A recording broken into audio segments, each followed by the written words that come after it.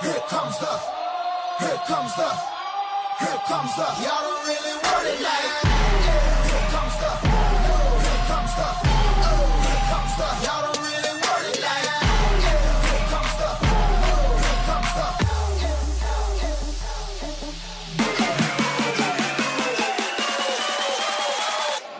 Here comes the.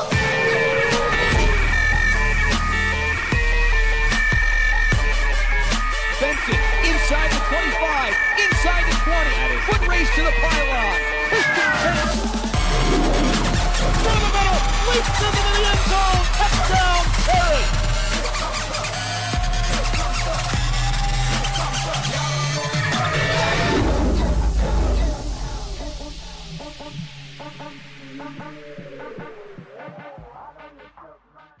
Welcome in, ladies and gentlemen. The coin toss has happened. We were waiting for the result of that one, but we are here indoors, and I cannot tell you how happy I am. It's a little cold outside, but we are ready for some Texas high school playoff football. This one between Prestonwood Christian and Parish Episcopal. This is a little bit of a district rematch as Parish won that first meeting between the two teams. Prestonwood has won the coin toss and has deferred. Parish will start with the ball. Captains shake hands, and we are just about ready for the start of this one. This game brought to you by Game On Sports Productions. Emily Stone on the sideline. I'm Jackson Donovan with Jim Dixon up here bringing you the game as we're excited to have another matchup here as the Panthers try and continue that roll to another state championship. Yeah, and you got to go back to the Week 4 start, and that was a little lopsided, but it's a whole new ball game, and the playoffs start a whole new deal.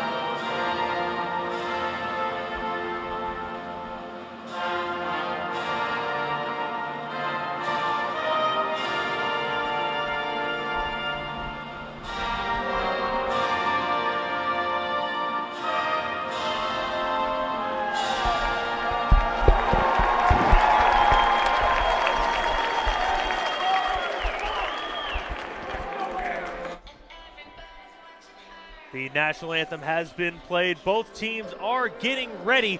Again, this is a second round matchup.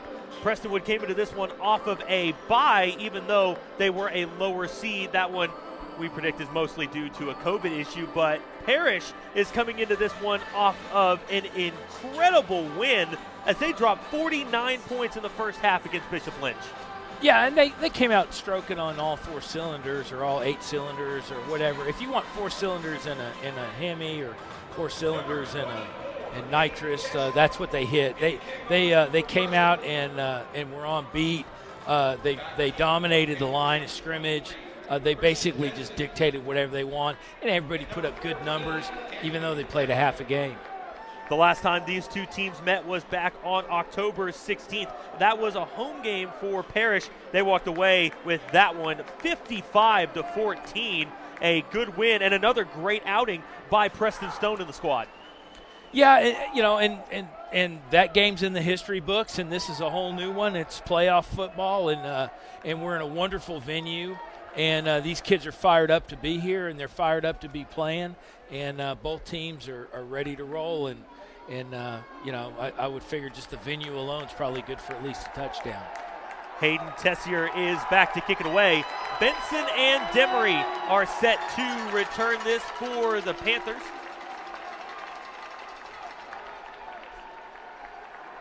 Waiting for the refs to give the okay.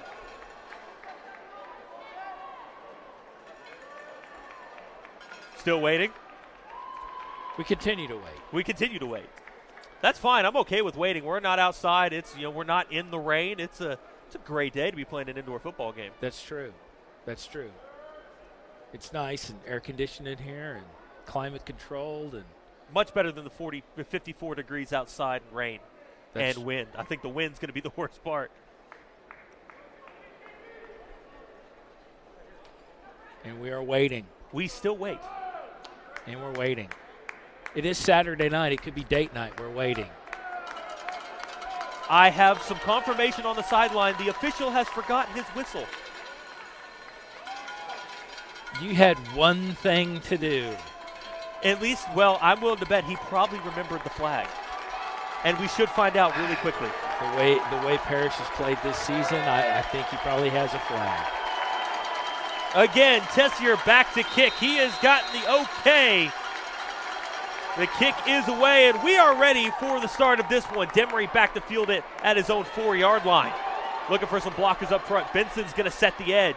Demery gets to the 30, makes some moves, cuts back past the 35, and will be brought down at the Panther 38-yard line. It's going to be good starting field position for Preston Stone in this offense. Yeah, Demery just pulled up in a seam there. The tackle was actually on backside pursuit, and he just kind of was waiting on a block, and the tackler brought him down. It's going to be trips to the left to start. Andrew Paul's going to be in the backfield as we look to see if they can get him going. He's been slow these last few games. Of course, he did miss the JP2 matchup with an ankle injury.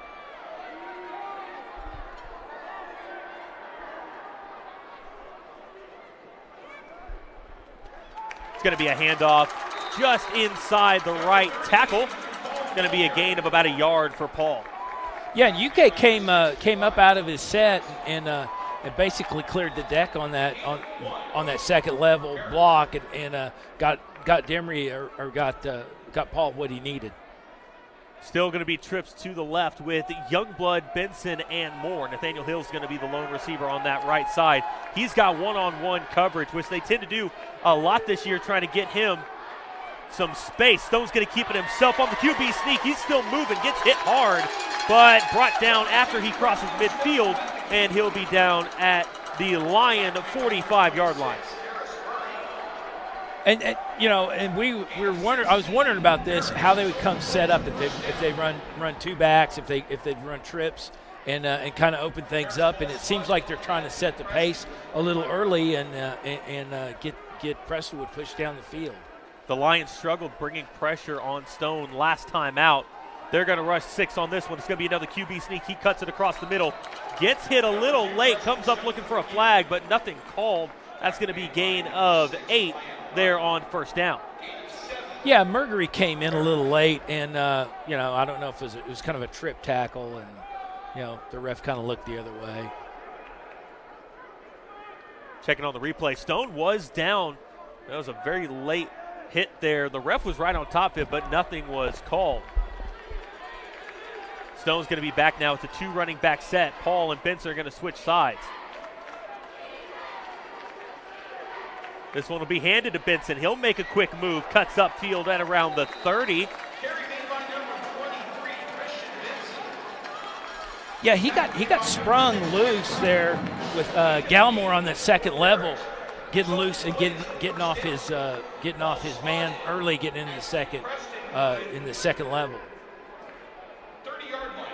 9:50 remaining in the first quarter of play, and the Panthers are moving downfield well. Quick look now for Stone. He'll get it to Youngblood. He'll get up past the first, stays in bounds, gets brought down at the 18. Got away with a little bit of a block in the back on that outside was Hill, but that's going to be a first down for the Panthers. I still think he was face-to-face on the guy on contact, and he sprung him, and that's that was a design play. He got inside on him, and and basically sprung him, and that everything was keyed off that block.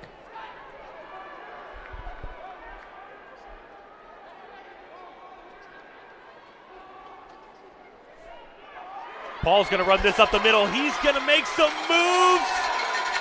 And the near sideline judge calls it. That's a touchdown for the Panthers. Andrew Paul taking it 18 yards to the house. Gets the first score of the game. And Parish will go up 6-0. Blake Bowman now on to kick the extra point. And Paul took two guys from the secondary along for a taxi ride.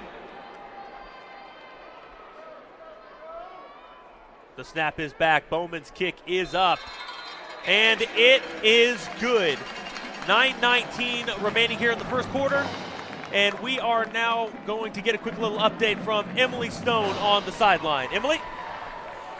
Hey guys, so I'm down here. The cameraman is with the team, but the energy on this field is electric. The cheerleaders are loud. The drum line is booming.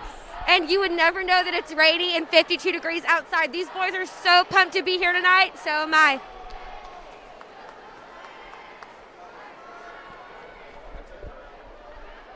Thanks, Emily. That was a great drive by the Panthers as they went full length of the field off a good starting field position with Demery on the kick return.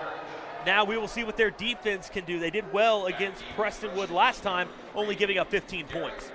Yeah, and that was a textbook drive. They basically mixed it up through a couple of formations. Adam didn't do anything special and just kind of executed their typical offense and challenged Prestonwood to stop them, and obviously they did. Bowman set to kick it away. This one is a good one. Back inside the 10 is where the Lions will field it. They have space going up that left side. Finally brought down. And that will be good field position for the Lions. They will start at their own 36-yard line. Yeah, he got outside. He got outside, got a key block, got another couple of yards, and Rucker carried the ball well on the kickoff. They were set up. Everybody stayed in their lanes, and it's just execution.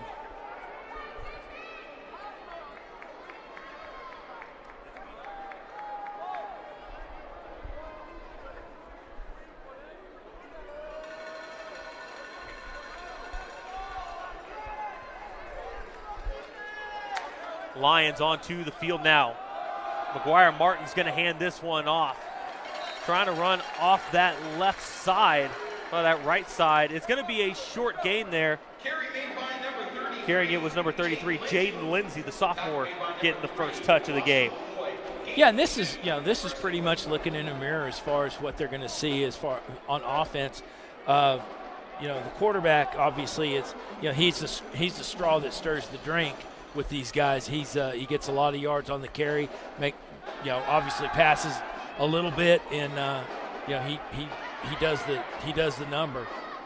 And with the keep is Martin. He got pushed out of the pocket early. The Panthers only rushing 3, but he didn't have any room there and had to leave the pocket early. Yeah, he got forced out outside. I mean, they had some punch on the backside. Jaden Jones got clean off his block and was able to run, and basically, Martin was running away from him. It's going to be a 2-receiver set now for Martin. They're going to be split out either side.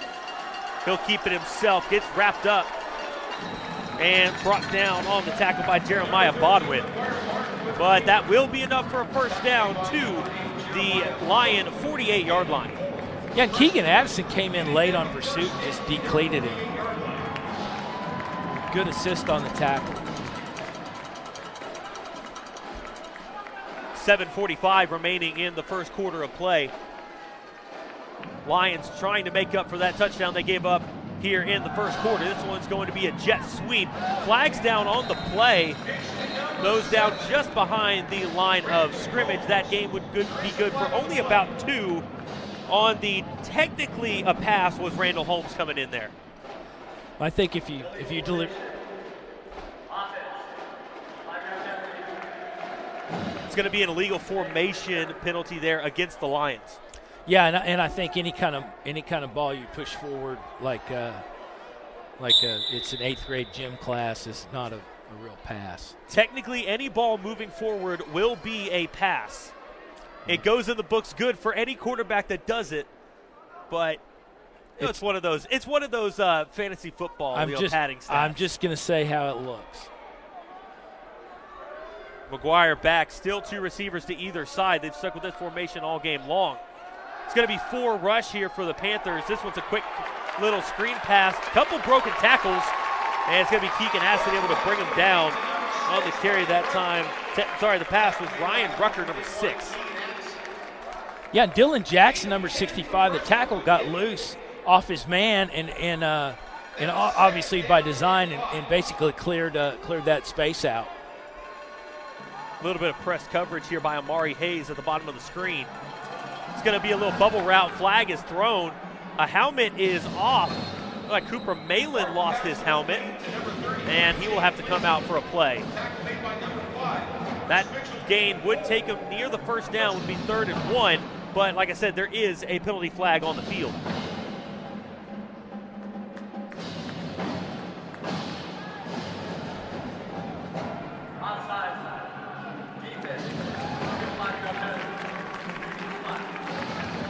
It will be an offsides penalty. That'd be 5 yards. Should be a first down, but we'll wait for the official ruling by the referee.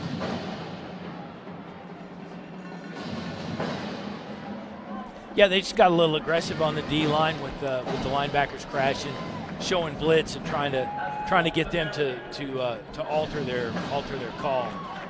So it's going to be a first down here for the Lions at the Panther 41-yard line. We've seen some good pressure coming up here from the defensive line with Foster, Malloy, Bodwin, and Jeremiah Jones. Jaden Jones, I apologize, Jeremiah Bodwin. This one's going to be a handoff over that left side. Borders there to close up the corner, but no, he's loose. Demery finally breaks and able to make the tackle, but they're inside the red zone now are the Lions. Yeah, Demery did a great job about coming in late, although he'd already gained 15 yards off that. McGuire Martin in the backfield. Running back to his left is number 33, Jaden Lindsay. To his right is going to be number 7, Randall Holmes. This one will go to Holmes. It's going to be a double reverse. Coming off the edge now. Lions still moving. Picks up a good block in at the 10, the 5. Diving for the goal line, and it's going to be in for the touchdown on the reverse. A.J. J-Rowe in for the touchdown. Yeah, and there was good pursuit. There was a couple of Parish tacklers that could have made hay, and he just went outside on him and would not be denied. And if there were any questions on if Prestonwood would come into this one fighting, they have been answered. As this is Texas playoff football, they're going all out. Well, it's like I said, the venue's exciting, and it's good for a touchdown each side. So now we have a regular game in play. And so here after the drive, we're going to send it down to Emily Stone for an update. Emily?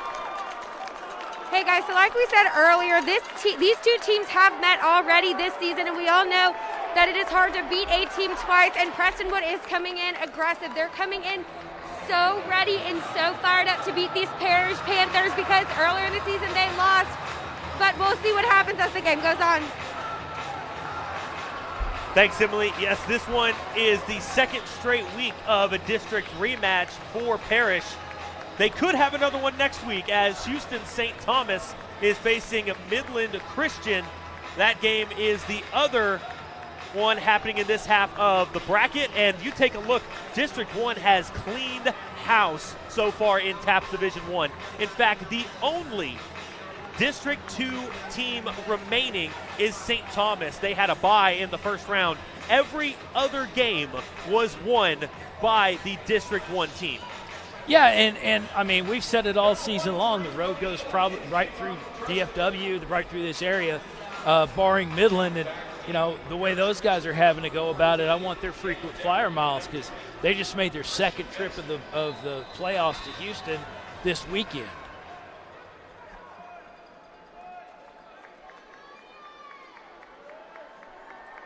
Tessier back to kick it again. He's got a short run up.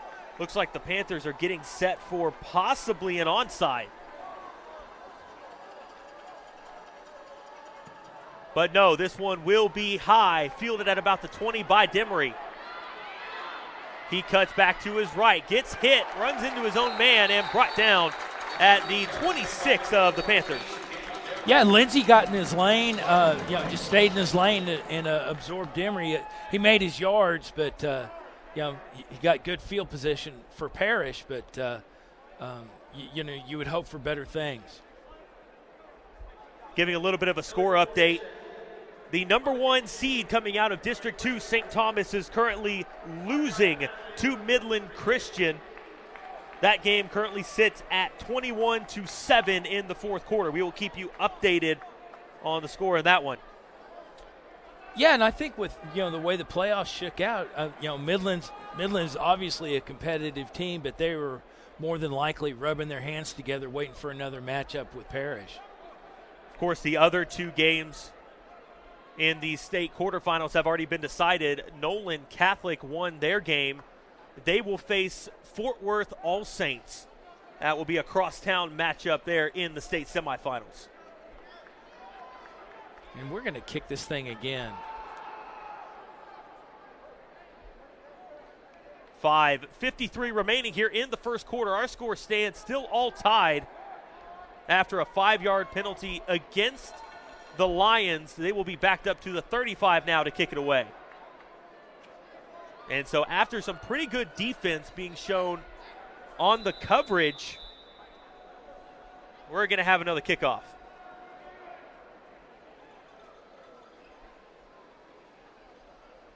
Yeah, there seems to be some confusion with the containment men on this side. They're doing a lot of head turning to the sideline.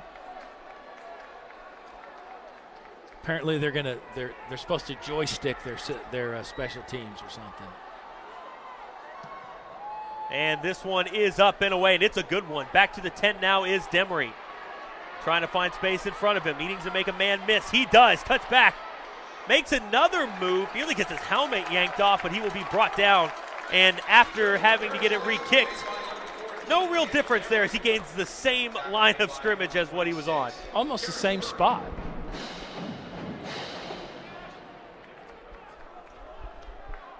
5:42 remaining here in the first quarter. 7-7 is our score as Parish will take over at their own 27-yard line. Getting a quick update. Apparently, the referee forgot his flag in the office as well as his whistle.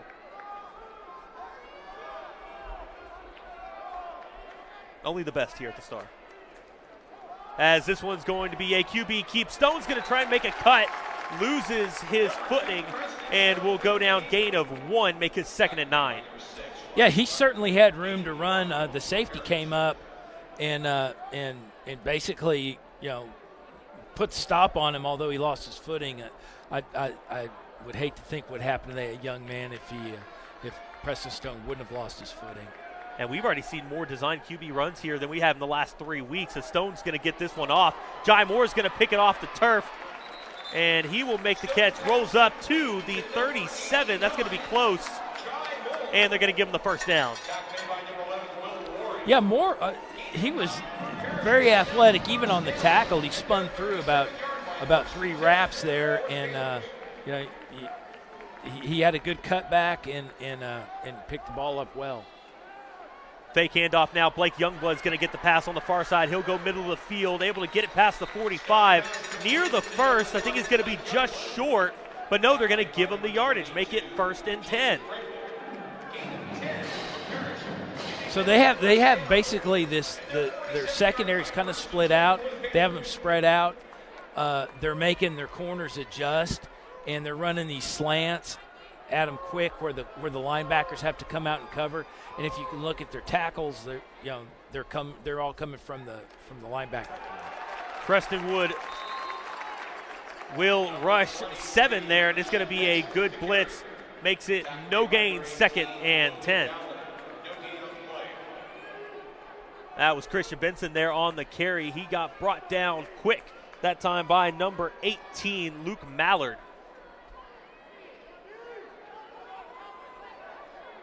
And so as we near the 4-minute mark, it's going to be a 2-receiver set to either side. Andrew Paul in the backfield. Stone's going to keep it himself. He gets hit. Make it a gain of 2. And this offense is kind of stalling here around the 50-yard line. Yeah, I think they're set up for that quarterback run. Obviously Prestonwood does a lot of that as well. And I think they want to make Stone beat them with passes and runs rather than just designed run for him. Empty backfield now. Demery comes in for Paul. Flags thrown on the play.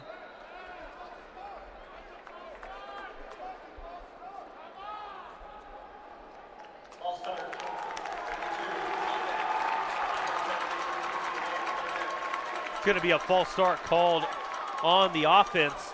So that will back them up, making this from a 3rd and 7 to a 3rd and 12. I don't think it changes the play call much. They were already looking to pass. It's going to be one-on-one coverage just about across the board. Going to be a QB sneak and a quick takedown as we see another late tackle come in, but nothing called. That was 2 guys came in. Stone was already on the turf. They could have. They could have thrown a flag for taunting after the play. Prestonwood got up, kind of John. They're fired up. They're holding their ground early in the first quarter. Last time I checked, most games were tied at kickoff. So 4th and 12. Stone will be back to punt. This one's up, and it's good. Got a little bit too much topspin on it. Kind of stalls now, and good job checking up for a kicker. For a quarterback. He's got that down to the 7. Yeah, it's not about hang time. It's about where the ball gets planted, and they buried him deep, and they're gonna force him to fight out from their backside on their own goal line. And even though the score is tied 7-7 with 2:15 left in the first, you got to be impressed with this Prestonwood defense. They've come out firing here. Definitely improved from when they played earlier in the year. Yeah, and they're staying at home. They're staying with their scheme. They're not doing anything special. And Parish is obviously having success at certain things. 2 running backs in the backfield for McGuire. He will hand this one off, but quickly brought down. In on the tackle there was number 88. That time was Trey Williams, but he lost his helmet, and he will have to come out for a play. Cooper Maitland will sub in. That one went for a loss of about half a yard. Yeah, and he just punched in behind the line and held his ground and brought the running back down. Jalen Hall-Wright's going to come in a defensive tackle. We saw this a little bit last week. This one's going to be a quick pass to the far side. Kind of tripped up there down to the 10. As that one's going to make this a 3rd and just about 7 yards. Good coverage there. Finally on a quick bubble route.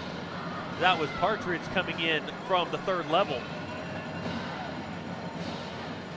They're going to split the receivers out now. In the backfield, number 33, Jaden Lindsay. Martin's going to look to pass. He'll roll to his right. Doesn't have a man. Finally gets rid of it. It's caught. Flag on the play.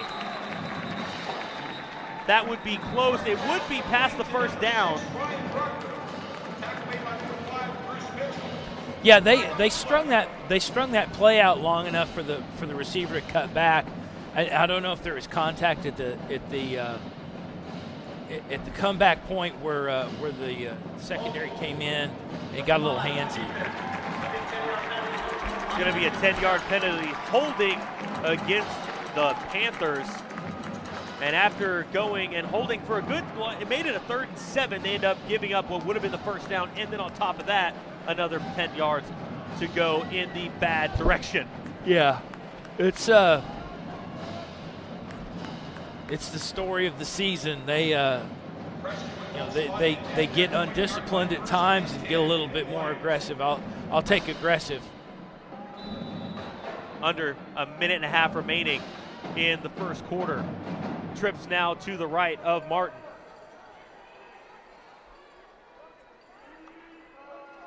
Snap comes up. He's going to look to his right. Getting there quickly is Partridge.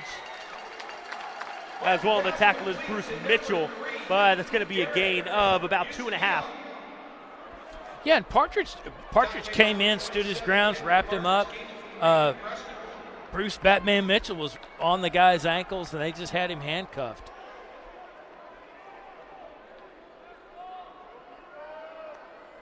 They flip the formation now. Trips to the left. McGuire's going to look that way. He has a man caught and finally stood up. Kenneth Borders there in on the tackle. And there was enough punch on the line in there that they got in behind the line, almost like a screen, and two of them could have picked it up.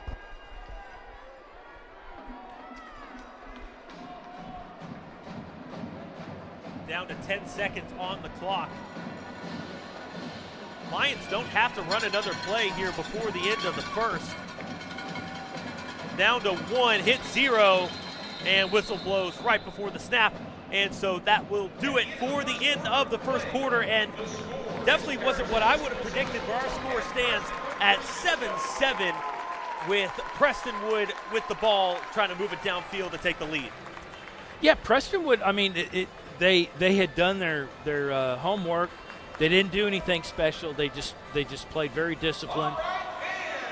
And so now, while we have a break in between the quarters, we're going to send it down to Emily Stone for a quick update from the sideline. Emily? Hey guys, so down here on this Parish sideline, these coaches are looking frustrated, especially the offensive line.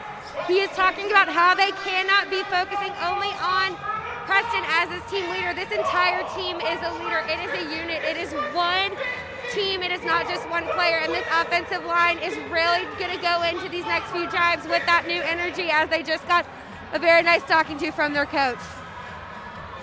Thanks, Emily. Coach Novikov's got to get his guys in gear, especially here defensively. It seems like every time they get a good stop on the ball, a penalty flag is thrown.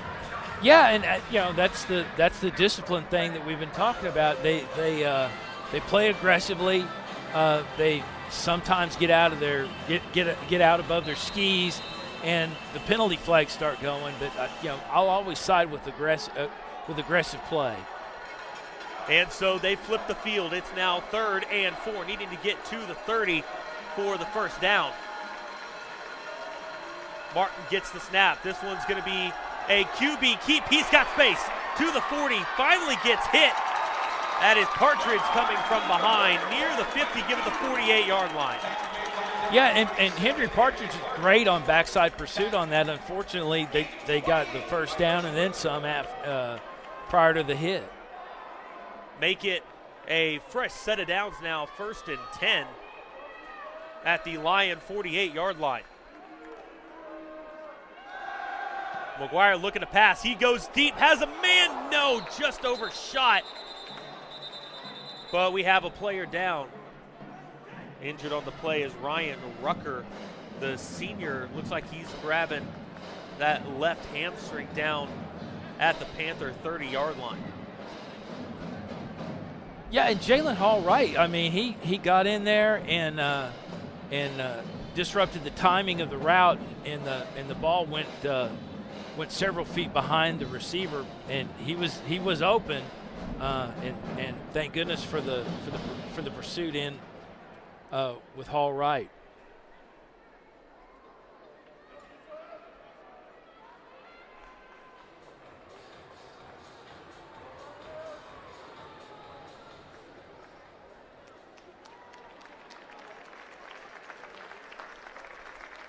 And as we see Rucker lead the field, we can make it official.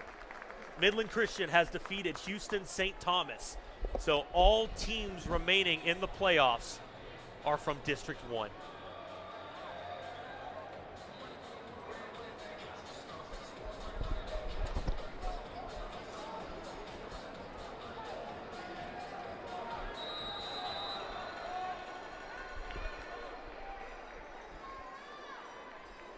And we are back. 7-7 is our score.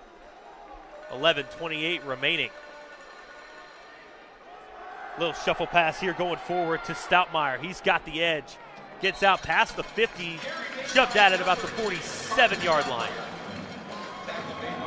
Yeah, they Prestonwood's doing a great job about about tailoring their offense for the short passes, the short gains that they're getting extension on with downfield blocks, and they're getting a little bit extra yardage and push. McGuire getting set quick. He's going to roll out to his left. Looks for a man. Has it. That's caught. And it's going to be Malin there on the tackle. Going to be a gain of about 2, getting him up to the 46-yard line of the Panthers, and the punt team will come out. Yeah, Cooper Malin, I mean, he made an excellent open field tackle that certainly could have been a lot detrimental, very detrimental to him in this run, and he stopped him on 4th down, and it was a good tackle.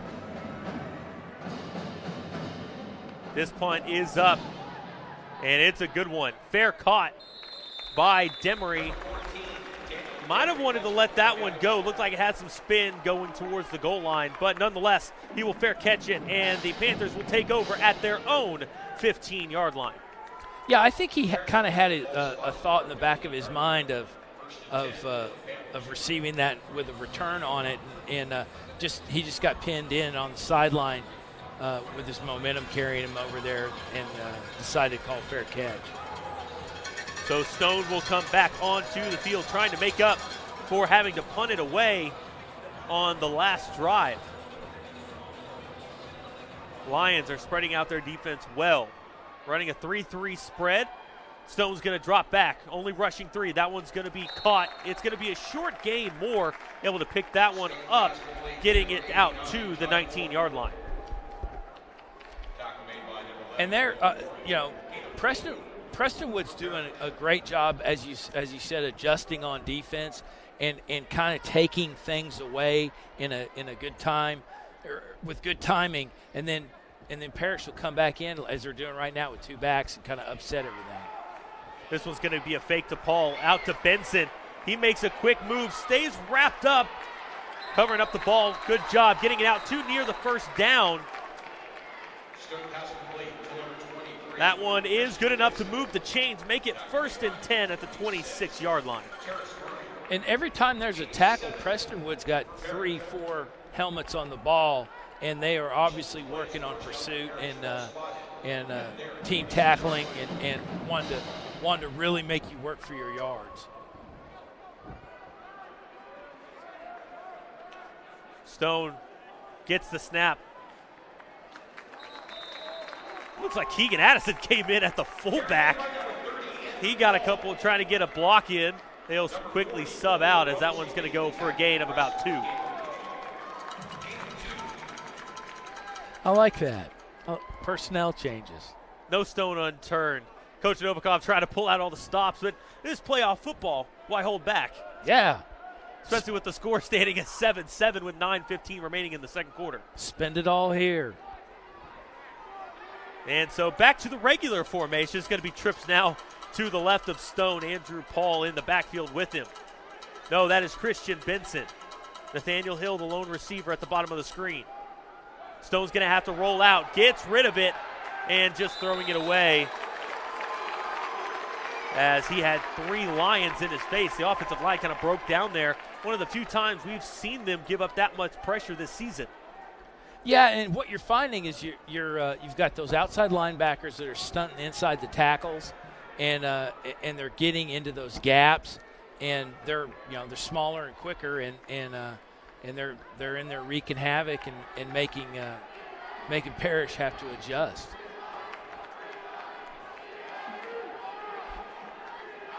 Stone back now. Benson rotated out. Paul in the backfield. And clearly got his face mask yanked, but nothing called. Goes deep, just out of reach of Jai Moore.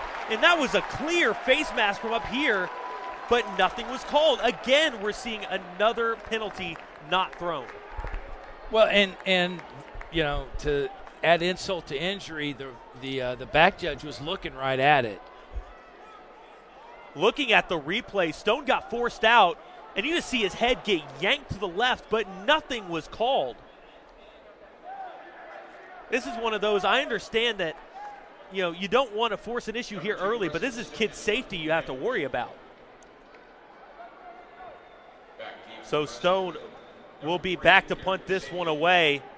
It's high enough, and that one's going to be fair caught at it around the 37-yard line, and that is where the Lions will take over on this possession.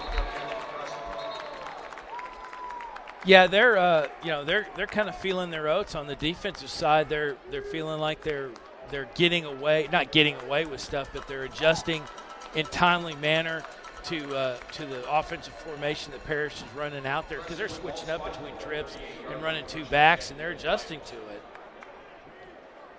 And if they can keep this up all game, it's going to be an impressive showing defensively, especially against a guy like Preston Stone, just recently named an All-American for the Army All-American game, averaging over 325 yards passing this season.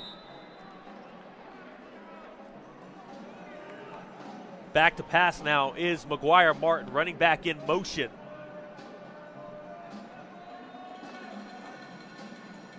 This one will be a handoff up the middle. Still moving, keeping that footwork going up to now the pile still goes. Offensive line comes in to help. Looked like he was stalled about 4 yards short of that first down. Ends up getting pushed past the 50. Yeah, he got tucked away in there. They kind of lost track of him. The line came up late, and the line came up late and basically just pushed him forward. Man in motion. This was going to be that shuffle pass to the far side. Cuts it upfield, brought down by Borders and Addison. And on the carry there was Derek Eusebio. Yeah, Borders went wide on that and sealed the edge. He didn't look to see that there was an end home to seal the edge. So we had two guys basically doing the same function, and they went inside on that gap. Martin back to pass. He's got Jaden Jones in his face, yanks him down. That's going to be a huge sack, making this 3rd and 9. Finally, somebody getting home for the Panthers. And there was nothing tackle about it. That was sheer will, and he just got his arms out, got his meat hooks on him, and pulled him down. First sack of the game by this Panther defense, and it goes to the SMU commit, Jaden Jones. Two receivers flipped out to either side. McGuire is going to move to his left, has space, stays in bounds, and is good for the first down, and that is a backbreaker for this Panther defense. Yeah, the blocking technique that they're using, they're really not trying to outpower. They're not trying to outpower Parish's line. They're just getting in their way. That's all they're doing. They're impeding their progress by just getting in their way, and they put enough bodies between them and the ball, and they're going to get those big gains. Nearing the 7-minute mark now, we do have a flag on the play. Looks to be a false start. False start. Number 7, offense. That will be backing it up now to 1st and 15. Still now at the Panther 36-yard line, and they are rolling here on offense. Defense has shown up good. Now the offense is going, as this one's going to be another run. Still on his feet. First contact came in there by Jalen Hall Wright. That will get him up near the original line of scrimmage. In fact, past it, make it 2nd and 8. Now, the line's doing a great job. They got their hands inside. They're using leverage, and they're running these guys backwards. This is going to be another shovel pass inside the 20, now 15, down and around the 10, make it the 11. That was Eusebio again on the catch and carry. Make it 1st and 10 inside the red zone. Yeah, and they're just playing on momentum. You have kids that are playing above their heels, and momentum's helping them. McGuire going to move to his left. Has a man in zone. No, out of reach. That was Bodwin getting in the face of McGuire Martin. So that will be incomplete. Make it 2nd and 10. Needing to get to the 1 yard line to pick up the first down. Well, and I think they're obviously going to mix it up down here. They may show a pass, and they're gonna run.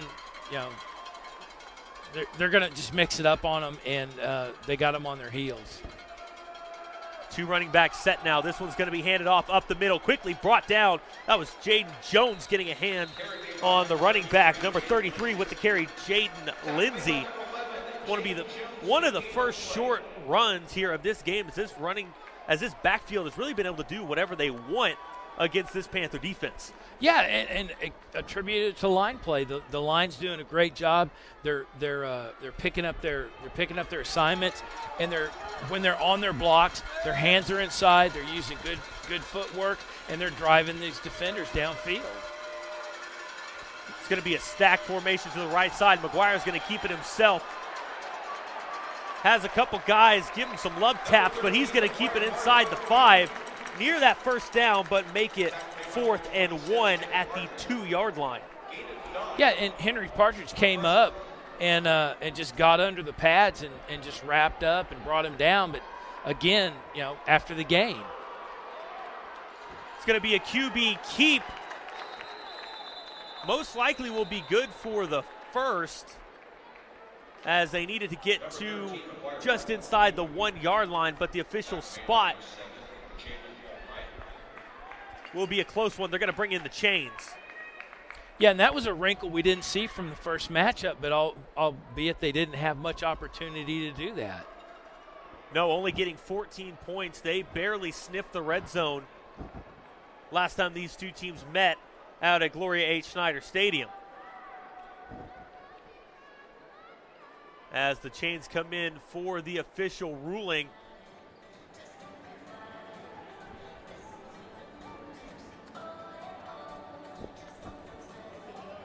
And that is good for a first down.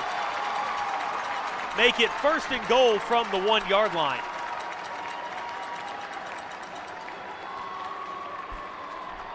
Yeah, and they look like they're going to come up and try and close the deal on a short carry this time. 5:15 remaining. It's going to be 1st and goal from the 1 yard line for the Lions. As this one will be handed off inside the right tackle, and it is across the goal line for the touchdown. Lions take the lead 13-7. Now, UK had him. He scraped him across the face. He had him. He just didn't wrap him up, and the guy got past him. And so on for the extra point attempt will be the sophomore kicker, Troop O'Neal. Yeah, this kid's got a long of 50 this season. The kick is up and good. And with 5:06 remaining, Prestonwood has taken the lead 14-7. We're now going to send it down to the sideline to Emily Stone. Emily? Hey guys, so down here talking to some of these coaches, and these coaches for these other sports on the sideline, they are seeing the energy that is being reflected from the Prestonwood fans to their players, to the Parish fans, to our players. These fans need to get more pumped up, more loud. These cheerleaders need to be louder, and these coaches on the sidelines are noticing that, and it's really affecting the players. So we'll see if the energy can rise and these players can make some plays, as Preston Stone was telling his teammates earlier in the quarter. Thanks, Emily. It was a false start against the offense, so they will re-kick as this one has become a 25-yarder, but still doesn't really make a difference. It's good. Troop O'Neal, like you said, has a long of 50 this season. Yeah, he's banging them out. He was knocking it out in warm-up and very confident. And so with 5:06 remaining in the first half, Prestonwood Christian has taken the lead 14-7, a feat that only 3 teams have done, basically 4 teams in the last 2 seasons. Yeah, when you put it like that, yeah, that's doing something. The success that Parish has seen in recent history has been incredible, and they've got a dogfight on their hands. As we've seen all season long, they do have a target on their back. These guys get geared up for them, and I hate to, I think they outgunned Prestonwood in the first matchup, but now that I look at it, they might have been, playing possum a little bit and playing the long game in the playoffs. On to kick it away now is number 24, Hayden Tessier. Number 14, Daniel Demery, and number 23, Christian Benson. Still plenty of time left on the clock for Parish to get something going. Prestonwood will get the ball to start the second half. Demery's going to field this one. Doesn't have any good blockers in front of him, and he's going to get brought down inside their own 20. I don't know where the coverage team was on that one, but by the time he caught the ball and looked up, there were 4 blue jerseys just ready to throw him to the turf. Yeah, they basically had the wings come in and close the middle of the field and draft the lanes.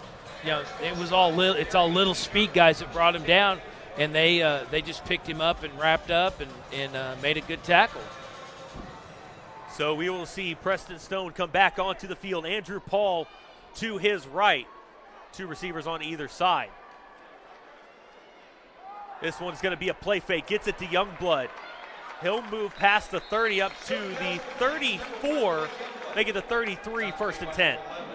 Yeah, you string a couple of those together and you got a whole new ball game, because then then you have a giant with momentum behind you, and that's all Parish needs at this point is to get some momentum behind them and get their feet going. Nearing 4.5 minutes left. Stone's going to leave the pocket. Breaks a tackle. Throws for his man, Jai Moore. He's got him. Still moving at the 30, now 20, and finally yanked down. Coming in on the tackle there was Derek Eusebio. But Stone is feeling it at the 40. He is loving it moving downfield. Breaks the tackle for the sack. As you see the replay come up, he was all but dead to rights. He was with inches of having that back knee down, and very athletic, got up and righted his feet and made the toss. This one's going to be quickly out to Youngblood, trying to make some moves. He gets at around the 12, making a good pickup there. Make it 2nd and 5, but we do have an injured Lion down on the field. He's grabbing that right hip. We will get you a player name as soon as we can.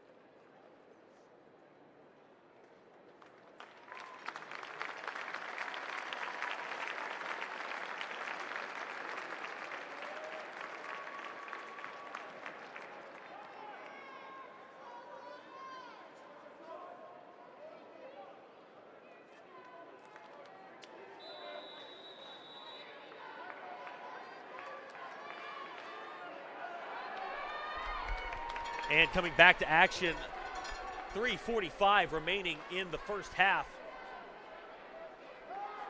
This one's going to be a handoff to Christian Benson. Demery with the block outside. Brinson breaks a tackle, make a second, now a third, diving. He's in. I thought they were going to call him down at the 1, but no, he Supermans into the end zone, and Christian Benson has the touchdown for the Panthers. Yeah, and they certainly had 3-4 guys to stop him, and he just kept pushing forward and shaking stops and hit the pay dirt. Winning the battle of wills there was Christian Benson. And now Blaine Bowman on to try and tie up the game, as his kick is low but good. Make it 14-all, and it looks like Prestonwood didn't really care to really try and block that one. But nonetheless, we stand at 3:31 remaining in the first half of play.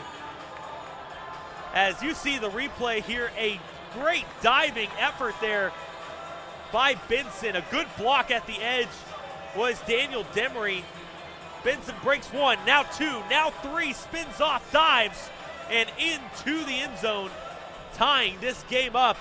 Now keep in mind, Prestonwood will get the ball to start the second half. With 3:31 remaining, they still have all 3 of their timeouts. Plenty of time to go down and score to try and make this a 2-score swap here at the end of the first going into the second.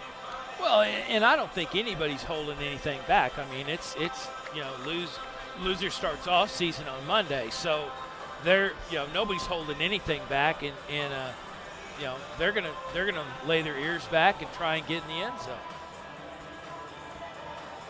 As we will see Demery tee it up for Bowman. Lions set to return this one. Now Bowman's going with the short socks today. Short socks, pads above the knees. He's wanting all full leg effort. This one's going to be a short little squibber. Stalls on the turf, but now has a space. Moving with it across the 50, that's Eusebio on a great return there, and now we're going to take it down to the sideline for Emily Stone. Emily? Hey guys, so that last touchdown by Christian Benson, he really stretched it out, and hopefully that will create enough momentum going in to the rest of the game and the rest of the second quarter. With only 3:24 left, these teams are tied, and both of them have so much energy because both of them want to keep moving on in the playoffs this season. Thanks, Emily. 3:24 remaining here in the second quarter of play. Good field position starting off for the Lions now. McGuire's going to keep it himself. Moving to his right side. No, now he's going to pass. Incomplete. A bobble job there. Looked like he might have brought it down that time was Randall Holmes. Yeah, it was a little bit behind him. He had to reach back, and when he hit the ground, he didn't have the ball tucked. Trying to get a good view on the replay there, as that one was a close one, but hard to tell from up here. McGuire looked like he was going to keep it the whole time. Finally decides to get rid of it, and Holmes just wasn't quite ready. Well, I think he was ready. He was ready about a nanosecond earlier. So Martin looks like a broken play. Jaden Jones just throws his offensive counterpart back into the block. Just an incredible show of brute strength there. Jaden Jones came firing off the line, took his lineman and just throws him into the block, and then takes out McGuire Martin for the loss of 2. And that was great backside pursuit. He's doing a great job about getting off the block. A lot of these guys are, but they're not doing it consistently enough, and that's how Prestonwood's, basically still hanging around. 3-man rush now for Parish. This one's going to be a long toss, caught out on the far side by Derek Eusebio. That one's going to be a good gain for first down, out to the 29-yard line of the Panthers.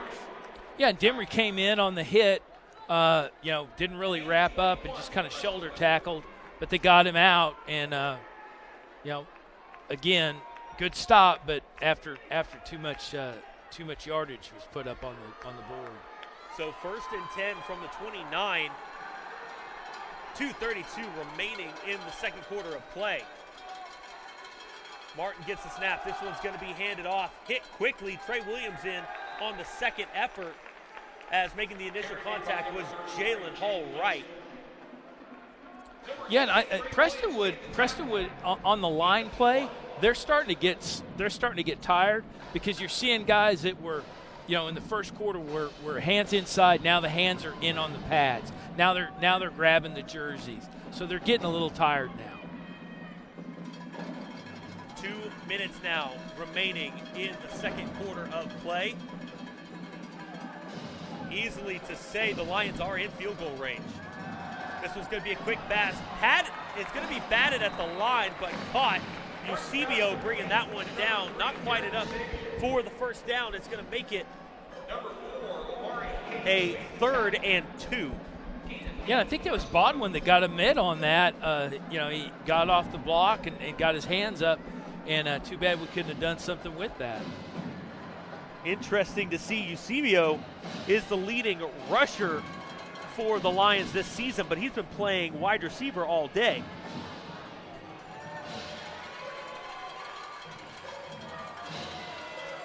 Snap comes in for Martin. He's going to keep it himself. Brought down, no. He still gets going. It's going to be Partridge throwing him out of bounds, but a rare mishap there by Kenneth Borders at the edge. Looked to try and throw him down, but he just kept his feet moving and picks up the first. Yeah, they had him stopped. Just didn't wrap up and just didn't bring him down. And he's very athletic and deceptive, and got loose and didn't really break stride. They had to reel him in. 1:04 remaining in the second quarter of play. Still all 3 timeouts for both teams. It's going to be 1st and 10, needing to get to the 2-yard line for the first down. McGuire's going to keep it himself. Jones couldn't bring him down. He's going to go out of play. Demery forcing him out of bounds. Yeah, and Demery came in and put a shoulder on him, and he just kept motoring. He was already out of bounds, but he definitely got the better of that hit. 2nd and 4 now. This one's going to be handed off. Jalen Hall right there, and Kenneth Borders able to bring him down quickly, but now Hall right getting up a little slowly. No, that's Keegan Addison, as a timeout's going to be called by Coach Novikov. Yeah, and Borders came in and just cleaned the table off, and that's how you have to play defense with your backup against it, like Parish has right now. 45 seconds remaining here in the second quarter. Score is tied. Again, Prestonwood will get the ball to start play here in the second half, as the Lions have really come out and punched the Panthers in the mouth here to start this one. And we're still waiting for this defense to come back and say, no. We are the number 2 team in the state. You're going to have to run through us. Yeah, and I think this series right here is more about controlling the momentum than it is giving up 7 points. I think Parish wants to bow their backs and put a stop just to keep the momentum kind of in check. I would agree with that statement, but imagine if you're head coach Chris Cunningham, you go into the locker room and you're telling your guys, look, we're not scared. We have the lead here at the break. It's a whole lot easier to make that statement than guys would try real hard if we're tied up. And so McGuire Martin in the backfield, needing 4 to gain the first down. A little bit of a broken play there. Borders and Addison in on the tackle, and it looks like it's going to be short. 4th and 1, 35 seconds remaining.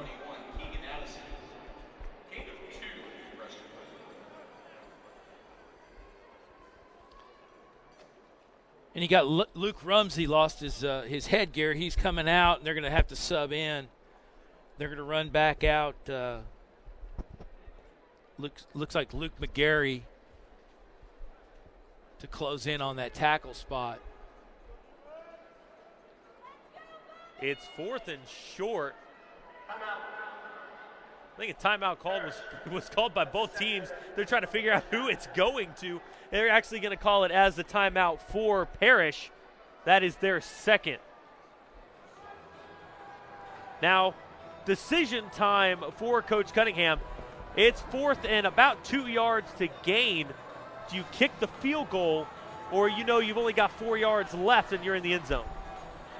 Yeah, I think I think you play the momentum game at this point. You're going to try and do what you can to try and hang another 6 on them. And if it doesn't happen, you got them still buried deep, and they have to go a long ways to get a touchdown.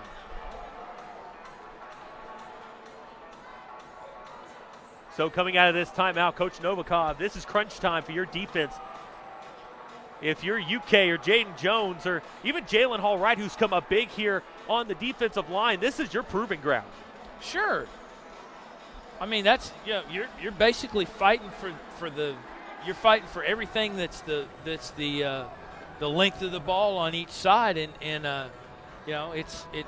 it's all this stuff that they yell at you in off season, and all the stuff they're going to remind you in off season, and you got to live with it right now. And these kids all know that they're going to have to bow their backs and make a stop. Coming back to the line, 34 seconds remaining, and the field goal unit will come on to the field. It's going to be number 24, Hayden Tessier, to kick this one. Kind of surprised we don't see Troop O'Neal come on for the field goal try. This one will be a 22-yard attempt. It is up. And it is good. Make it a 3-point lead now, 17-14, as Prestonwood Christian takes their lead here in the game. Yeah, and you're on this kickoff, they're going to probably roll it around on the turf a little bit and see if they can force some error and force Parish to burn some of these valuable seconds. Panthers still have one timeout remaining. They will need a good return on this one, but we haven't seen that here in this game. It's kind of been a little bit lax on the coverage team for special teams. Yeah, there's just the blocking's not there. They're catching them on missteps, and I don't know what's happening on the coverage or on the kick side as far as what they're trying to set up and roll with. But the block's not there on the lead. Troop O'Neal on to kick it away for Prestonwood.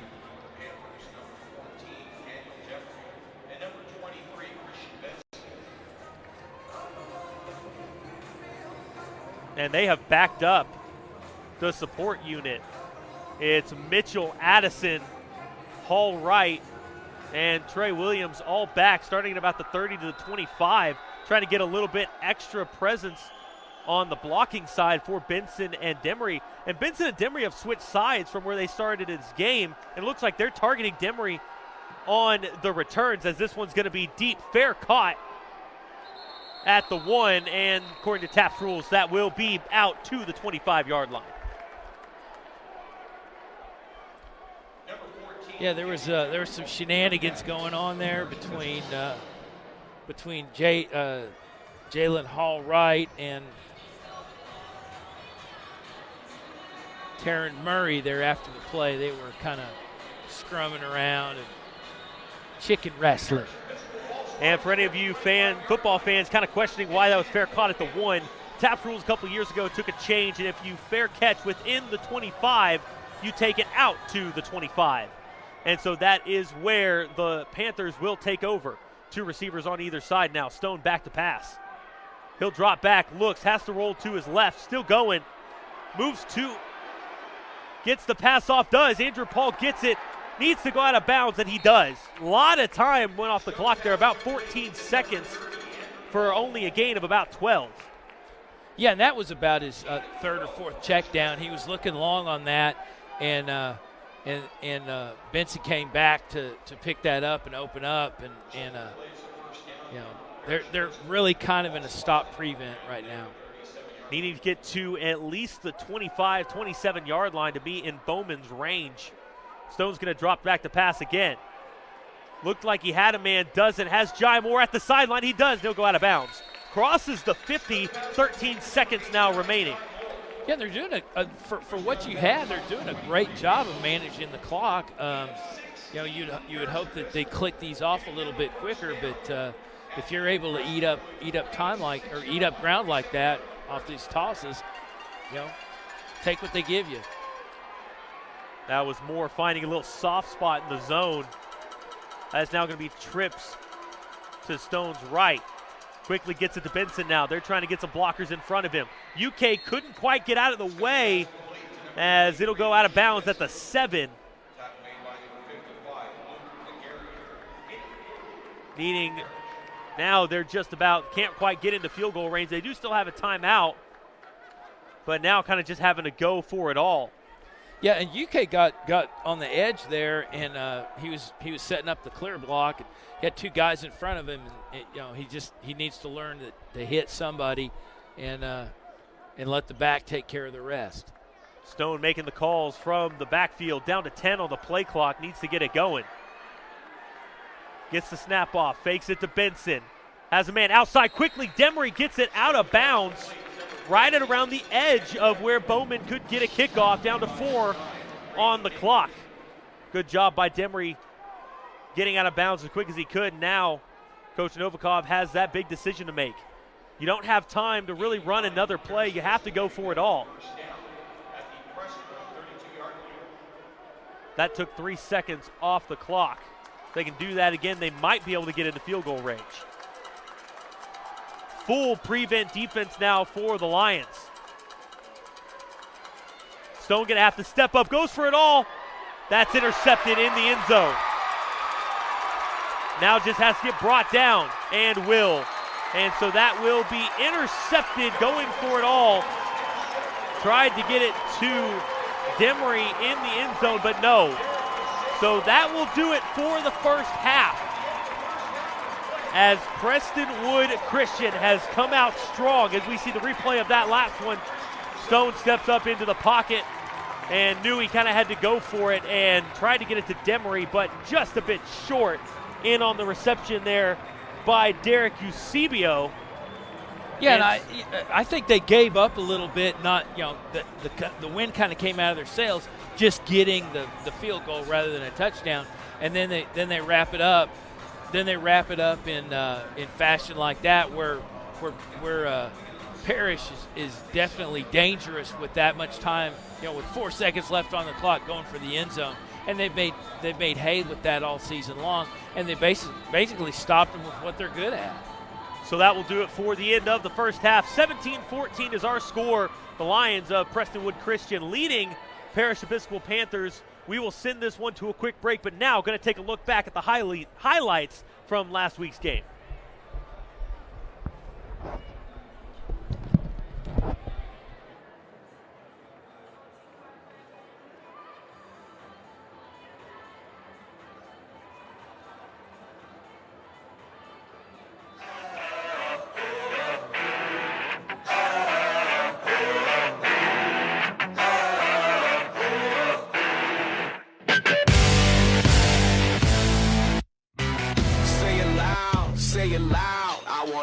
From the highest place, shout it out, keep singing my legacy.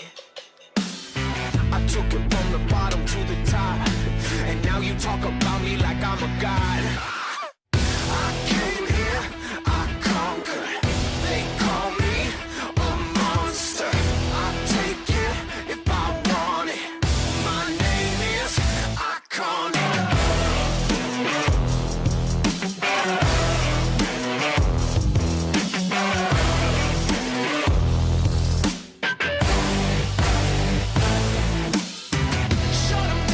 Shut 'em down, the last thing they see is my face.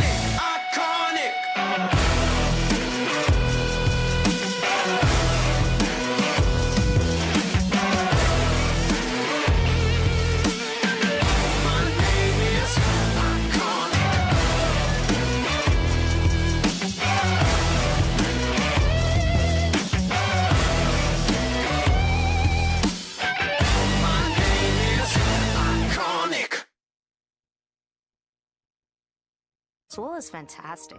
You feel you're involved in every step of the decision-making process. That really makes a big difference to me. Discover our wide variety of new and certified pre-owned vehicles at Sewell Cadillac or SewellCadillac.com. We see you, early riser, paying the price, making your move. We see you because we are you. Entrepreneurs banking entrepreneurs. As one of the few Texas banks participating in the Main Street Lending Program, Vista Bank is helping small businesses put America back to work. Isn't it time you join the over 1,500 new PPP clients and make your move to a bank that hustles as hard as you do? Vista Bank. People first. 3 American-made sports cars, powered by modified Ford stock engines, made an incredible 1-2-3 sweep of the world's most coveted endurance championship, the 24 Hours of Le Mans.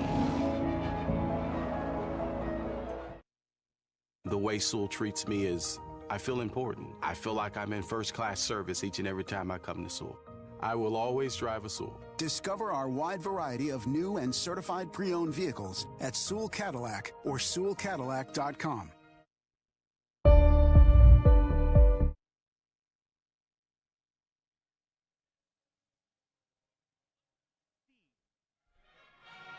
And this is your Parish Rosettes performing to Under the Sea.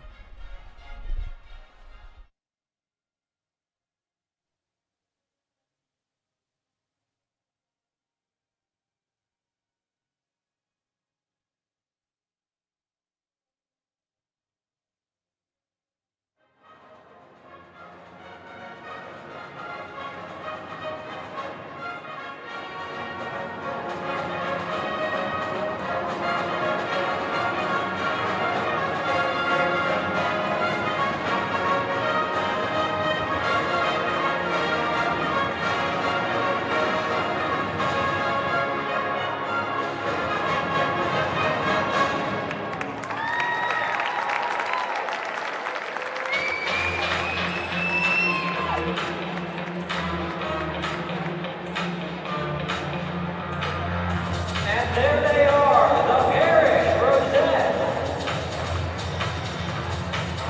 The Rosette managers are Miss Rachel London and Mr. Adam Spencer.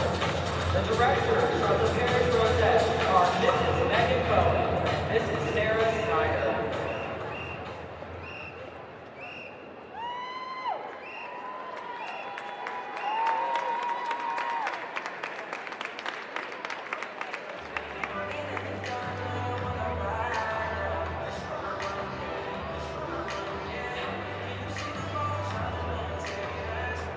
Soul is fantastic. You feel you're involved in every step of the decision-making process. That really makes a big difference to me.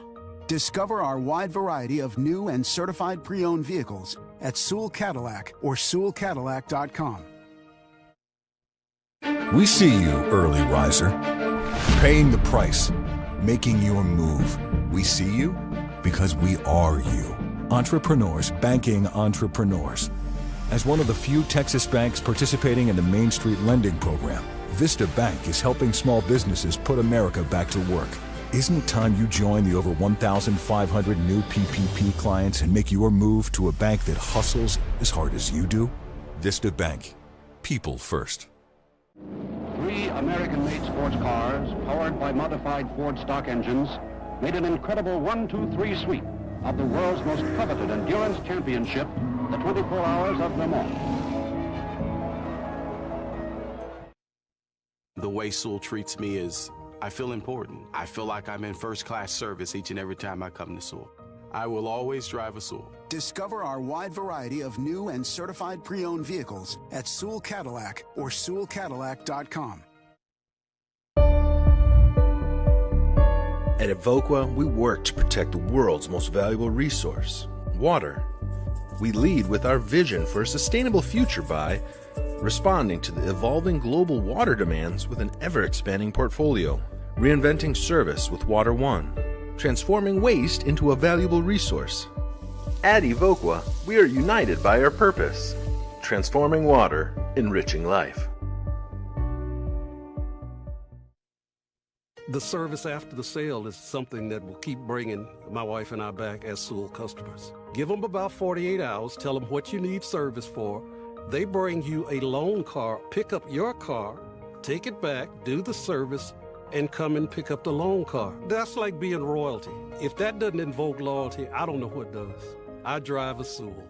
Discover our wide variety of new and certified pre-owned vehicles at Sewell Cadillac or SewellCadillac.com.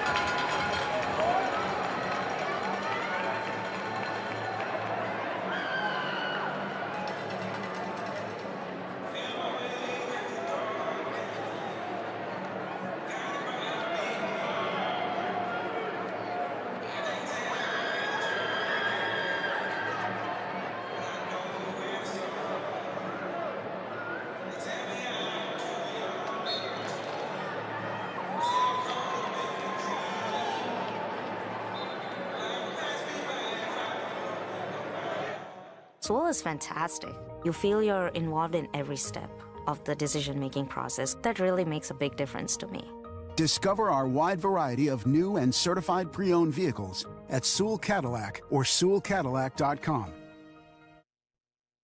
We see you, early riser. Paying the price, making your move. We see you because we are you. Entrepreneurs banking entrepreneurs.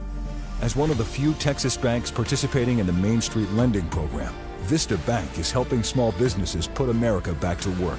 Isn't it time you join the over 1,500 new PPP clients and make your move to a bank that hustles as hard as you do? Vista Bank. People first. 3 American-made sports cars, powered by modified Ford stock engines, made an incredible 1-2-3 sweep of the world's most coveted endurance championship, the 24 Hours of Le Mans. The way Sewell treats me is, I feel important. I feel like I'm in first-class service each and every time I come to Sewell. I will always drive a Sewell. Discover our wide variety of new and certified pre-owned vehicles at Sewell Cadillac or SewellCadillac.com. At Evoqua, we work to protect the world's most valuable resource, water. We lead with our vision for a sustainable future by responding to the evolving global water demands with an ever-expanding portfolio, reinventing service with Water One, transforming waste into a valuable resource. At Evoqua, we are united by our purpose, transforming water, enriching life. The service after the sale is something that will keep bringing my wife and I back as Sewell customers. Give them about 48 hours, tell them what you need service for. They bring you a loan car, pick up your car, take it back, do the service, and come and pick up the loan car. That's like being royalty. If that doesn't invoke loyalty, I don't know what does. I drive a Sewell. Discover our wide variety of new and certified pre-owned vehicles at Sewell Cadillac or SewellCadillac.com.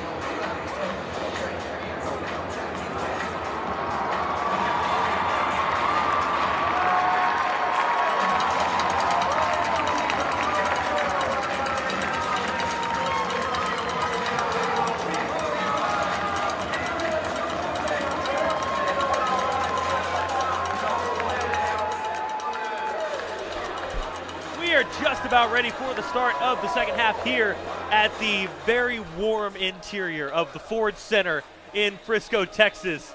We are out of the rain and playing indoors. Yes, I'm going to say that a lot. I don't care. I'm warm. I'm okay with it.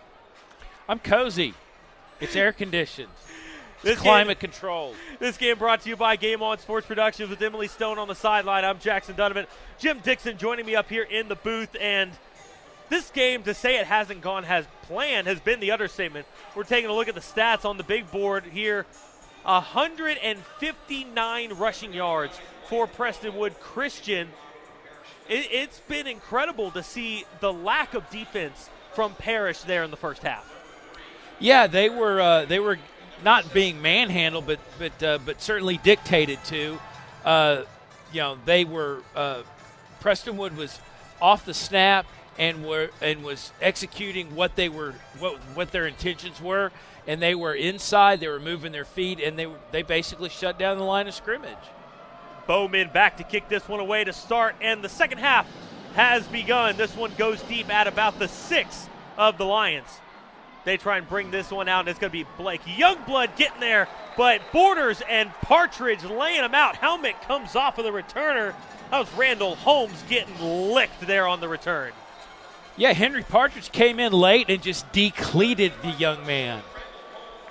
And so it will be starting from the 26-yard line. We're going to sit it down real quick to Emily Stone before this drive starts. Emily? Hey guys, so going into this second half, you can tell that this Parish team came out a lot more pumped up. Talked to Amari Hayes just before the half started, and he said they were ready. They had a great conversation in the locker room, and hopefully that'll show on the field during this next 24 minutes. Thanks, Emily. Amari Hayes has done a great job on lockdown defense here on the outside. Flag's going to be thrown, as that will be a delay of game, and so whenever momentum coming out of the locker room that Prestonwood had, they're not showing it. No, and I think we saw them late in the second quarter. The line was getting a little bit tired from pressing. They were exercising their dominance, but boy, they were sure getting sloppy. McGuire Martin in the backfield, 3 receivers to his right. He's going to quickly look that way for a bubble pass. It's caught. Partridge there to put him out of bounds. And Batman Mitchell assisting on the catch that time is number 3, Derek Eusebio. He had the interception there at the end of the first half. This one was completed to the outside. Mitchell did a great job coming off that block. Yeah, and Partridge again came in late and cleaned the plate up. And McGuire's going to now roll to his left. Spins away from Malin, now going to his right, has some space. Jaden Jones there, unable to bring him down, and finally it's going to be Amari Hayes on the tackle.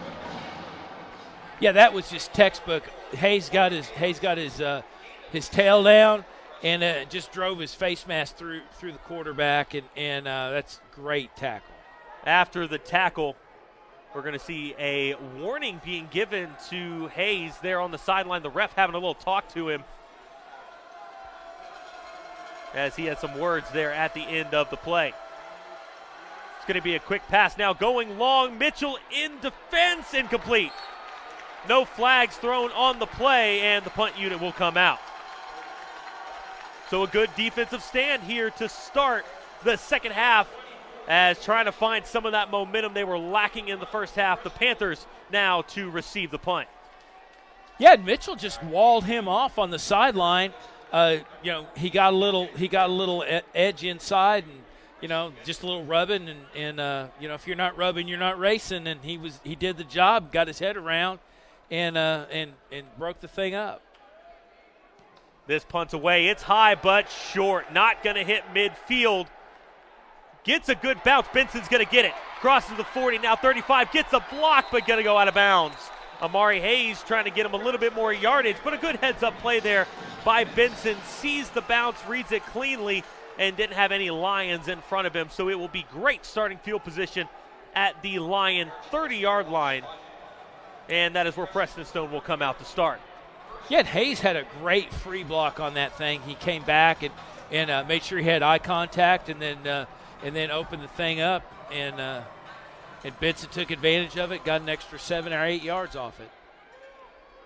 It's going to be two running backs in the backfield. Keegan Addison setting the block for Andrew Paul, and it's a good one. Paul's going to spin upfield near the 20. Looks to be about a half a yard short, make it second down. Yeah, and Stone kind of broke up the backside with that fake after the handoff where he faked the pass, and that kind of frees up that side of the line, and your running back doesn't have to deal with that secondary hit.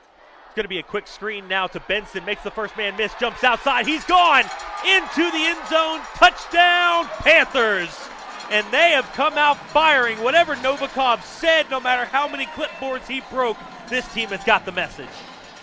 Hey, that was just what the doctor ordered. I don't know that the man had to dismantle a locker or anything to get these guys fired up. I think he just had to explain to them the reality of their situation. Bowman will come on to make the extra point attempt. In on the hold is Chase Burton. The kick is up, and it is good. Make this a 4-point game, 10-21 remaining. Yeah, I was hoping Bowman might have put on the longer socks at halftime and got his groove back. But checking out the replay here as Benson gets that on a quick screen pass. Makes the first man miss. Nobody was going to catch him. To say that kid's quicker than fast, he showed it there as he left everyone in the dust. Making it a one drive, one score for the Panthers. And we're now going to send it down to a quick update from Emily Stone on the sideline. Emily? Hey guys, so down here, this energy is already changing from the momentum gained from that touchdown. You see everybody getting loud. These fans are louder. These cheerleaders are cheering more. The drumline is excited. It'll be great to see what goes on the next rest of this game. Thank you, Emily. 21-17 is our score. 10-21 remaining in the third quarter. And it's good to see a little bit of life coming out of that locker room from the Panthers. That's for sure. And this is what when your get back coach comes into play, because kids are fired up and they're going to play wide and kids on the sideline are going to be on the field and they're fired up and into it. Bowman to kick this one away, fielded just outside the 10-yard line.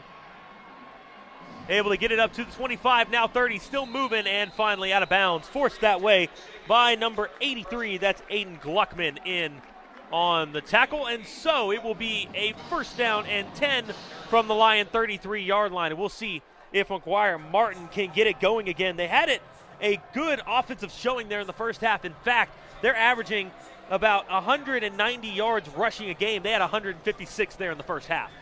Yeah, and I think they kind of changed up what their approach was offensively, and that may have been what shifted the momentum. But these guys are attacking the line of scrimmage right now. They're ready to snap the ball and go. Down to 8 on the play clock. This one's going to be handed off and yanked to the ground. Jaden Jones showing off why he's a 4-star commit to SMU. Yeah, and I think they got their groove back in the locker room at halftime, and whatever it is, they decided they're going to have more pop than 3 boxes of Rice Krispies. It's going to be trips to the left now for McGuire. Man in motion is Jaden Lindsay, running back flipping to the right. Hall Wright's going to come in. He'll break through the line, get some pressure. It's going to be a completed pass. Great job with the toe drag that time on the outside. Receiving that catch was number 9, Brady Dinkins. Now Jaden Jones went in on the block and got off his block and almost got up, and if he could have got a little bit more penetration, probably could have knocked the thing down. We've seen Jones come up big with the pass deflections this season. That time just a little bit over his reach. Make it third down. Rushing 6 now are the Panthers, and they're going to come up big with the stop. Jalen Hall Wright coming in as the sophomore is proving he deserves to be in this starting roster, which he has done since the Borders injury earlier in the year. And without even sniffing midfield, the punt unit's going to come back on. Yeah, Hall Wright just wasn't really even a stunt. He just kind of scraped over, filled the hole, and wrapped that running back up, brought him down. McGuire Martin coming to the sideline, hands almost to his head. He can't figure out that defense coming out of the locker room, and it's a complete shift here in the second half. Oh, if he had just stuck out his hands, that could have been a blocked punt, but a good roll in favor of the Panthers as they will start out beyond their own 40, make it the 42-yard line, 1st and 10. Yeah, and what Parish needs to hope for, or needs to commit to, is keeping that enthusiasm going, building on that, and then just keep popping up as many points as they can. 8:26 remaining in the third quarter. 21-17 is our score. Panthers with their first lead of the game and trying to sneak it out to a 2-score game.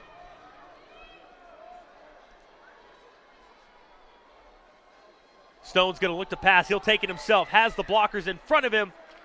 Gets it up just shy of the first down. Make it 2nd and 1. Yeah, and that whole line, that was obviously a designed run, but that line took off and got into the second phase and delivered some blocks, cleared some area out for Stone. As we will see Keegan Addison come back onto the field as that second running back. He'll lead the way. Andrew Paul really nowhere to go. I think the defense keyed on the fact with Addison out there, they're probably going to run the ball.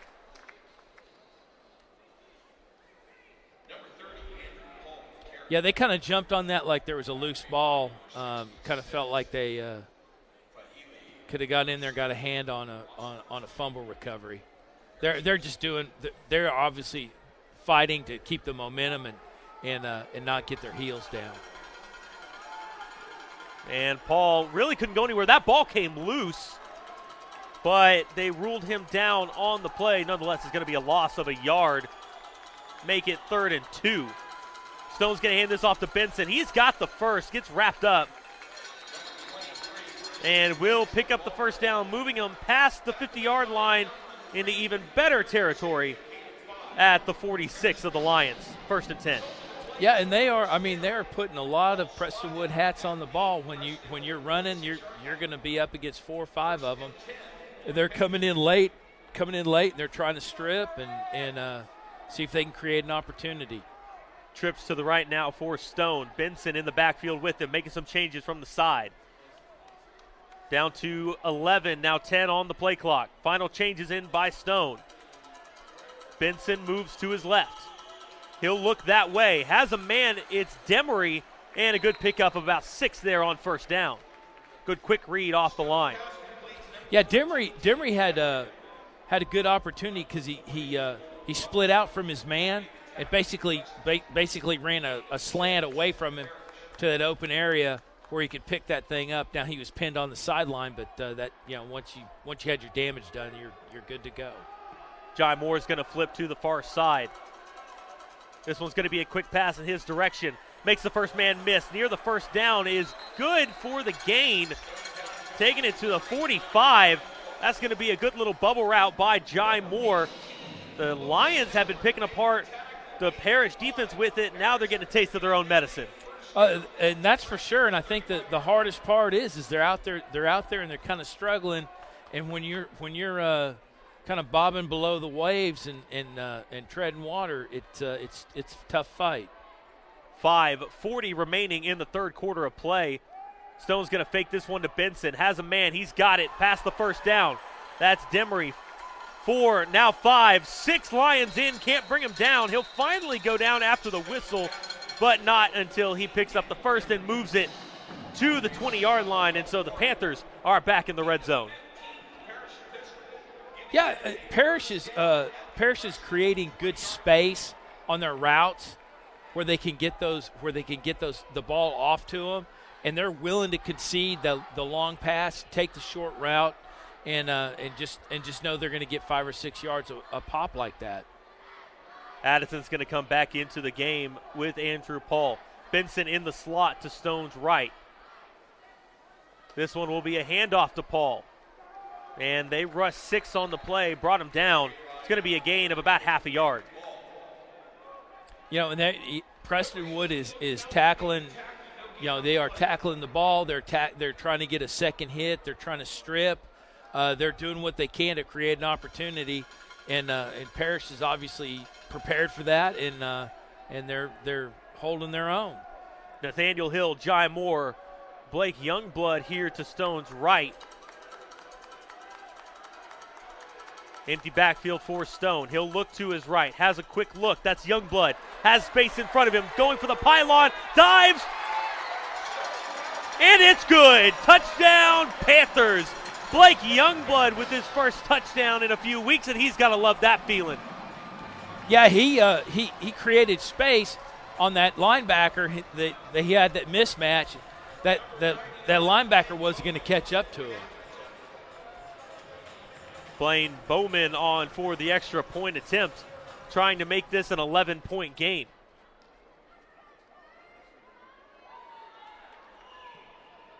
And that kick is up, and it is good. Make it 28-17, 4:31 remaining.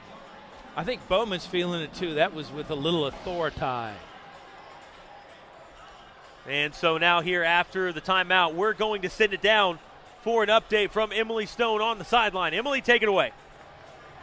Hey guys, so during halftime I was able to talk to some team moms, and I heard that these moms make these boys peanut butter and jelly sandwiches every single game, and something must have been in these sandwiches today because these are the Panthers that everybody is used to seeing tonight. Thanks, Emily. And that one, it seems a little bit early, but that's kind of on the edge of a put-away touchdown. You get the momentum coming out of the second half, and right there it's just an imposing your will score. Oh, for sure, and momentum has changed addresses, and it's on the other side. It's on the Parish sideline right now, and they obviously want to keep it that way and see what they can do. If they can stall Prestonwood out on this drive, that may be church. 28-17 is our score, 4:31 remaining in the third quarter of play. Bowman back on to kick this one away.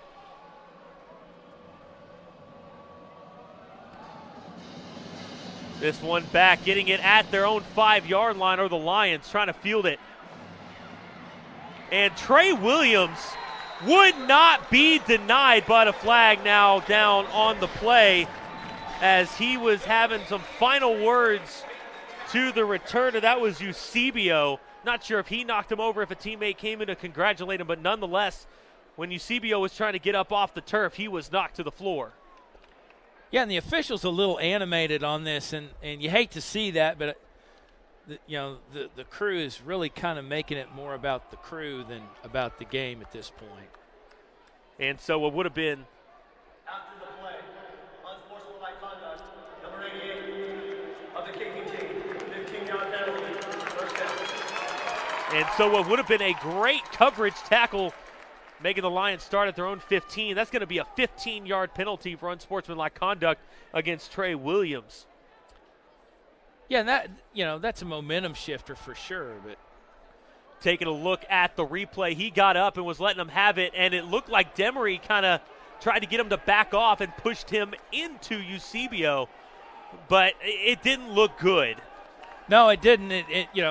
I was wrong on that, and I'll take that when I commit those errors. So Martin back onto the field. He's going to look to his left, tries to go one-on-one. Hayes is there, and on the coverage, good job. In for the intended man was Will Warren, but Amari Hayes has been blanketing him all game long. Yeah, and Hayes had him walled off, and the two of them were just pushing and shoving. And, at that point, you have to determine who the receiver is. And so trips now to the right for McGuire. He's going to keep it. He gets, not wrapped up. Jaden Jones finally comes in, brings him down at the 35, make it 3rd and 5. Yeah, Martin's a very elusive runner. He leads them in yards gained for the season, and you can see why. I mean, he gets in a hole and shifts around a little bit. Martin, again, just a sophomore as he tries to go deep again. Has a man, no! Just off the fingertips of Carter Stoutmeyer. And you could tell he is kicking himself. He had that, the young sophomore. Only 3 yards off of one catch this season. That would have been a career-busting catch. Could have gone in for the score as he had a good step there on Amari Hayes. Well, that was Mitchell. He had him beat. Mitchell kind of lost the pushing match down the sideline, and he had him beat. He would have been coasted. And a little bit of miscommunication as a man's running in late now on the coverage team. That was Terrace Murray. As this punt is away, but a lot better than it has been in the first half. Benson's going to get it. Trying to find some room. Flag's down. And Benson will get across the 30. Flag in at about the 34. But Benson is now slow to get up.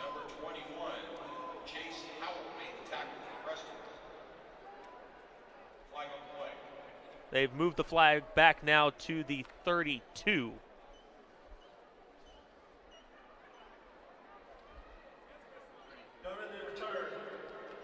Personal foul, blindside block. On the return team, the 15-yard penalty for the spotting foul. And so a huge mental error on back-to-back drives here for the Panthers. Would have set them up with some decent field position. They're now going to get backed up inside their own 20. Yeah, and I mean, that was a decent return. It surely would have been better in the situation they're in. And, you know, again, you got to right your ship off the penalty. 3:37 remaining in the third quarter, backing them up to the 17-yard line.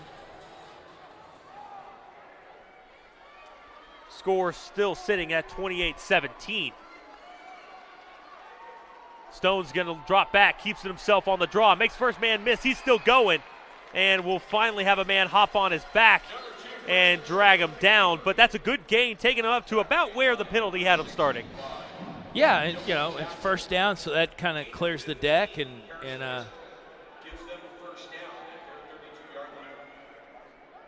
That gain of 15 will put him up to the 32-yard line, 3:20 remaining. Call coming in, Stone getting everyone set. Two receivers to either side. Andrew Paul in the backfield. Paul's got space in front of him on the carry. Cross the 50.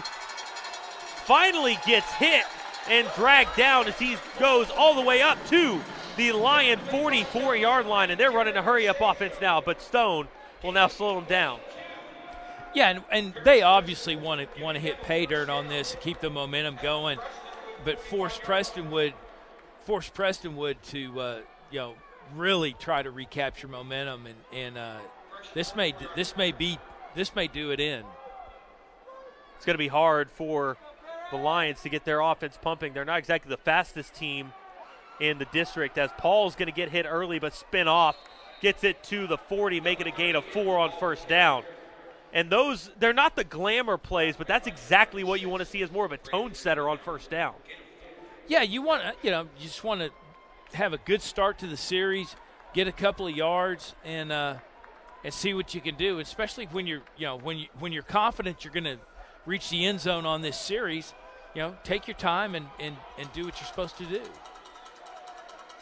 4 receivers split, 2 on either side. Paul in the backfield. Stone's going to look to his left, now going to keep it himself. Paul lead blocking, he's got space to the 25. Brought down, but high. Helmet comes flying off, but no flag thrown. Stone comes off. With that helmet coming off, he'll have to leave the field for a play. I don't know how a flag is not thrown. For the second time tonight, he's hit above the shoulder pads and nothing's called. Coach Novikov is letting him hear it from the sideline. He wants to talk more face-to-face with him. I mean, they are going out of their way to hit Stone either late or high, and nothing has been called tonight. Well, and they're playing aggressive well after the whistle, and that's it. You know, they've been setting the tone with that all night. They're not gonna show a replay. Now trying to figure out. I think they're trying to see if Stone will have to come out of the game. I think he has to come out, or you have to call a timeout. Timeout. Episcopal. That's a first and a second half. Parish will call a timeout, and I don't I don't understand how nothing is called on that play. You have a kid come down. Clearly he's getting tackled from above the shoulder pads, and the minute he sits up, his helmet's flying off. I'm like you. I can't figure that one out. We've seen some plays that were in the direct line of sight of officials and overlooked or whatever, but and so trying to that right there basically forced Novikov to burn a timeout. If he hadn't, Stone would have to come out for a play. Sure, and you kind of have to allot for that. Maybe put a wildcat in or something. Have a gimme throw in. But that's a safe play. Especially with the momentum on your side, and I think you're going to pretty much punch it in here in the next 2 plays, and trying to go for the back corner. Looked like Youngblood had his left hand held, but clearly up here we have no vantage point of the field, and we have nobody basically telling us we can't talk the way we're talking. If only we had a giant board, like a video type board, say a video up on the wall to where we could see that replays. Maybe showed replays. That's going to be an empty set. 5 receiver spread. It's going to be Demery, Moore, and Youngblood to Stone's left, Hill and Benson to the right. Safeties pull up. Stone's going to go quick shot. Tries to hit Youngblood across the middle, but incomplete. He had some pressure in his face as it looked like a man coming off the edge. Number 22, Jake Franklin, came untouched. Yeah, and they've been setting that corner blitz all night, and that's the first time that it's really disrupted anything. It merely just rushed the play. Stone coming up to the line now. Benson in the backfield. 3rd and 8. Stone's going to run the pitch, gets it out to Benson, and he'll be forced out of bounds.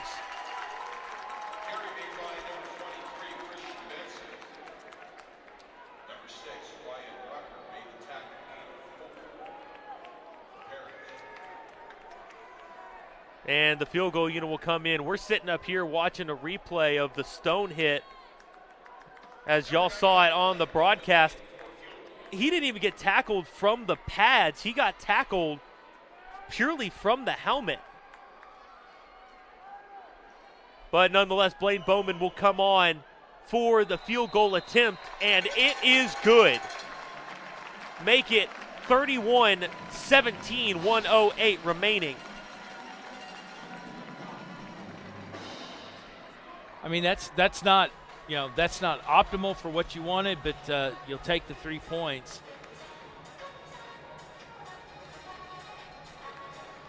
See what you could force Prestonwood with defense and hopefully pin them.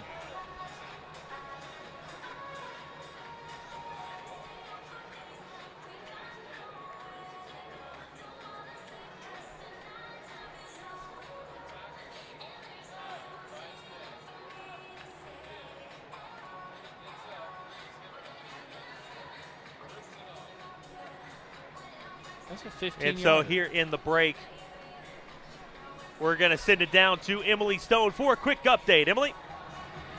Hey, guys. So going in with just 1 minute and 8 seconds left in the 3rd quarter and then a full 4th quarter, both of these teams know that this could be it for the season. So these last around 13 minutes of football are so important. So it'll be exciting to see what these teams do to keep their season going. Thanks, Emily. 1:08 remaining here in the 3rd quarter. Panthers set to kick it away after taking a strong lead here, 31-17. And they had come out firing out of the first half break. This kick is up a little bit short by Bowman, and it's muffed. And it looks like the Panthers have it. They do. Picked up. Trey Williams redeems himself. After the unsportsmanlike conduct on the last kickoff, Trey Williams is the man coming up there with the muffed kick. And I didn't see who it was, but somebody was streaking through there. If they could have got it, I think it was Borders just came in untouched.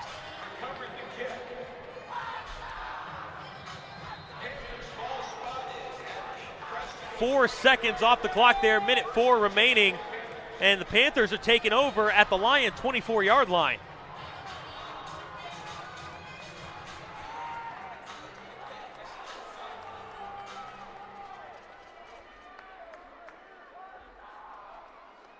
Stone's going to hand this one out to Paul. He'll try and shift back up to the middle of the field following his blockers. Gets to a gain of about 2, make it 2nd and 8. Rucker in on the tackle for the Lions. Yeah, and they're down here. They feel like they're kind of playing with house money at this point, and just kind of setting the tone, seeing when they can create an opportunity and then strike.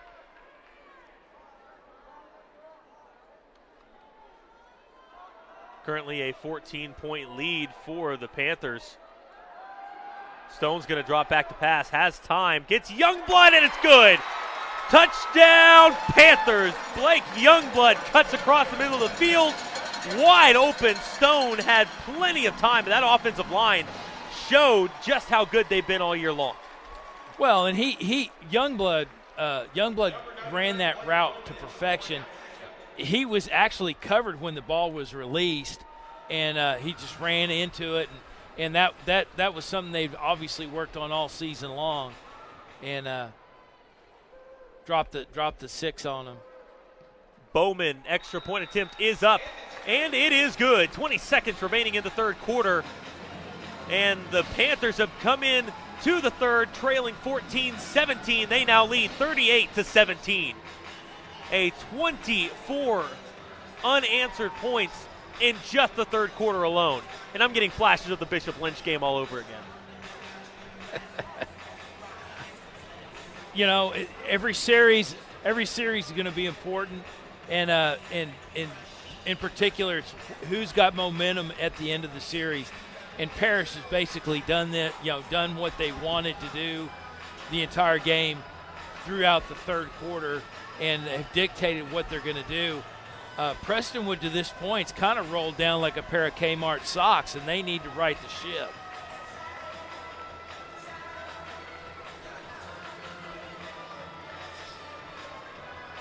Again, 20 seconds remaining. Bowman comes on for the kick.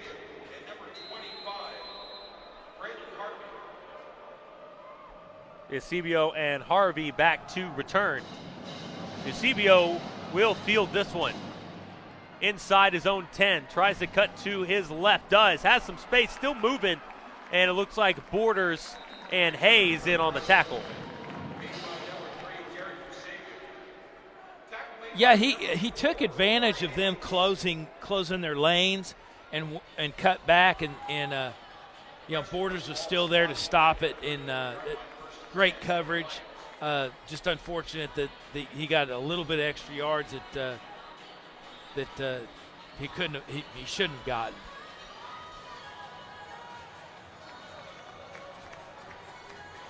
Ten seconds remaining. This should be the final play of the third quarter.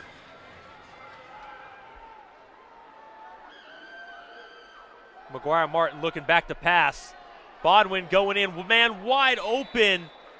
Just couldn't quite get there, as he had plenty of Panthers in his face. Yeah, I didn't see how the receiver got loose, but they certainly rushed the play, or rushed the quarterback with penetration. He had a lot to fight against.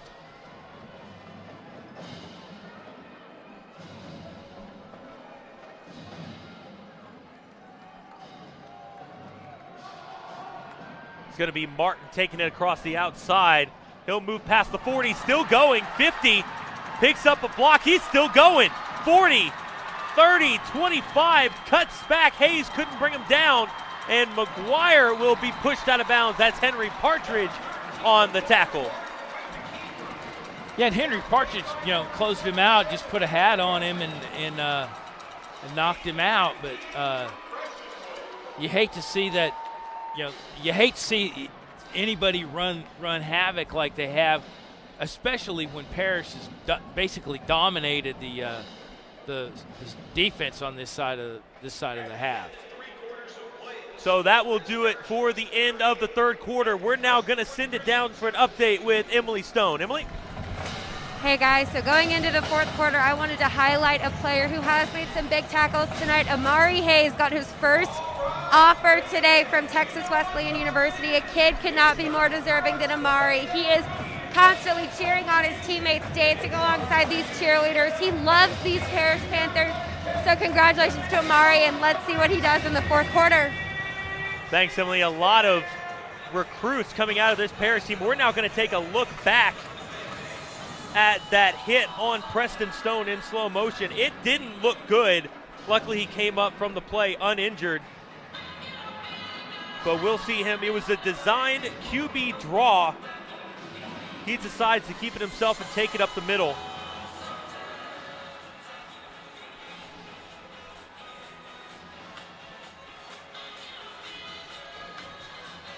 You see him find a lane. Andrew Paul tried to get the block down. There was nobody there. Stone was off to the races. Nobody was really going to catch him until finally the secondary man comes over, gets to him at about the 10. You see him, he gets wrapped up across the top of the chest. Hands go up to the helmet. When he comes up, that helmet gets yanked off, and yet nothing was called.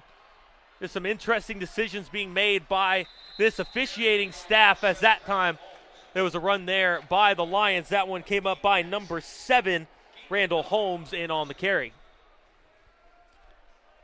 Yeah, and Addison got in there and wrapped him up. He took offense to that. Parish is definitely bowing their backs at this point, and they don't want to give up momentum.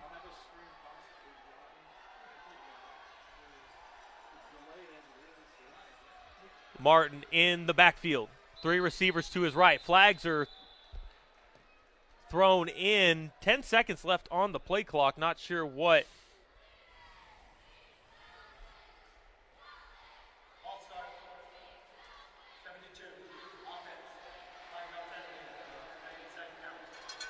And it's going to be a false start called. That one will be against the Lions, backing them up, make it 2nd and 6.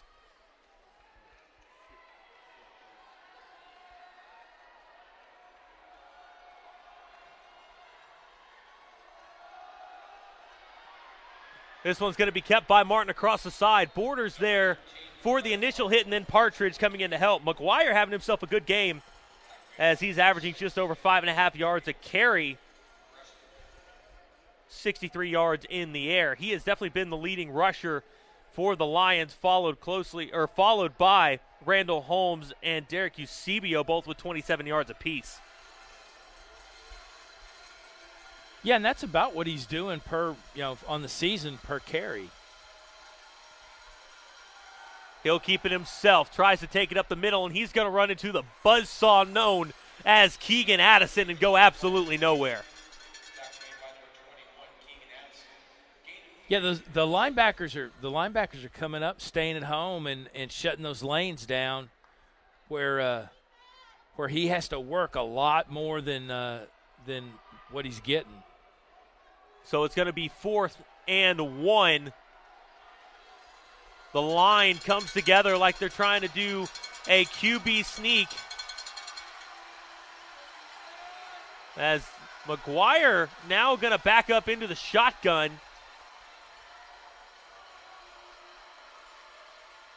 He'll keep it himself, takes it forward, and looks like he got the yard to gain, waiting for the official rule. Needed to gain the 5, and it looks like they're going to give it to him 1st and goal.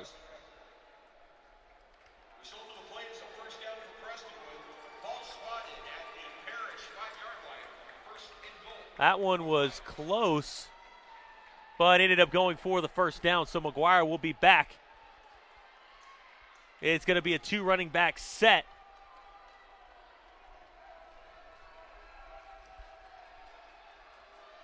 Holmes and Lindsay in the backfield with him. down to 6 on the play clock. Needs to get it off, down to 3. They finally do. This one's going to go to Lindsey. He'll take it up the middle. Good push by the offensive line. Getting him inside the 2, making the 1-yard line. 9:45 remaining in the fourth quarter. Yeah, no, Austin UK has checked in at tackle. He's basically in there breaking things up, and they're getting a little bit of game, but not much. And he's the one with the tackle there. As you're right, you want to call him a run stopper. That was just a wall of one man. He stood up his block and just wrapped that kid up and walked him backwards. Of course, UK doing exactly what everyone expected him to do. He did decommit from Holy Cross. No surprise there, coming off of a month of offers from Florida State, USC, SMU. It's just been incredible what this young man has been able to get in this last basically 2 months. As another goal line stand coming in, it looks like they're going to put him at the 1, make it 4th and 1. Yeah, and like you're saying with Austin UK, the thing that's helping him is he's working on both sides of the ball, so he's understanding the entire concept of what happens in the trenches that he may not have had a grasp on at the beginning of the season. Martin in the shotgun again. He'll keep it himself. Gets hit. That was Addison coming in from the second level. Pyle still moving, but no, they're going to have him at the 1. Turnover on downs. Huge job there by Keegan. Addison came in untouched. As you see here on the replay, he just blew through that gap from the left guard. And Jaden Jones, Jalen Hallwright, and Kenneth Borders there standing up the pile. Just a great job on the goal line stand. I mean, they just stood him up, and it was will. They were not going to let him in. And so with 8:23 remaining, Parish will come on at their own 1-yard line. Now is where you need this offensive line to stand tall. Just give Stone just a few seconds to try and either find some room himself or get it to an open man. They will come in the jumbo package.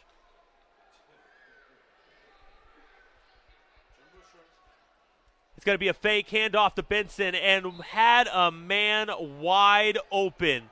That was Cooper Malin, and that might have been one of the first times all season that Preston Stone has looked human. Yeah, he got rushed and rushed on his throw. He picked him up on his when he turned his head to set his feet, and just dropped it a little short. This one will be taken up the middle for the Panthers, trying to get some breathing room. I don't think they got much there. They're going to keep them at the 1-yard line, make it 3rd and 10 now. And from just trying to get out of the shadow of their own end zone, now they're just trying to make sure they don't have to punt from in the end zone. Stone is impressed as a punter and quarterback, but this is a situation you don't want to put anyone in. No, not you run out of a lot of options that deep in your own end zone. So they're going to spread the field. Stone now has a man. It's Jai Moore. It's good. And that'll get them the breathing room that they needed down to the 10. Will it be enough for a first down? I don't think so. I think they're going to be a yard short. Almost looked like Moore took a half step backwards when he caught that one. And it looks like the punt unit will come onto the field. Well, he was coming back into the throw and hoping to pick that thing up on the sideline. Had a good angle on it, just didn't get it right. And they'll bring in the big man UK for a little bit of extra blockage there. And Stone's going to get this one flipping end over end. Eusebio on the pickup. He gets across the 30 and brought down. On the tackle there is Batman Mitchell. And now we're going to send it down to Emily Stone on the sideline. Emily, take it away. Guys, it would not be a Thanksgiving week game if I did not bring up the aspect of family. You have Preston Stone down here, but what a lot of y'all don't know is that Parker, his older brother, is down here too. you get to see them be a family, and that really impacts a little bit of how Stone acts as a leader on the field, knowing that his older brother is here cheering him on the sidelines and that they'll be together next year at SMU. Thanks, Emily. Yeah, it was great to see Parker Stone back. He was a big talent there on the state championship team last season, or 2 seasons ago, when they made it farther into the playoffs. Unfortunately, though, this one is no good on the reception for the Lions. Of course, Stone at SMU, in fact, came back to help coach last season and was part of that coaching roster that led them to a state championship. Always good to have players back. But you look at this Stone family, a lot of talent. Oldest brother at Virginia Tech at quarterback, or was at Virginia Tech at quarterback, and then, of course, Parker Stone now at SMU.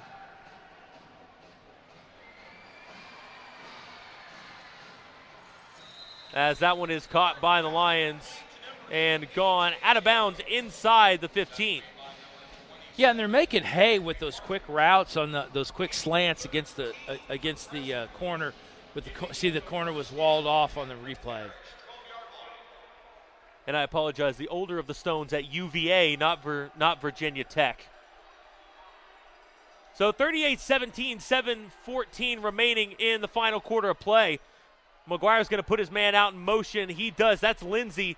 Gets the catch, but pushed out of bounds. That time it's Malin on the push and Partridge.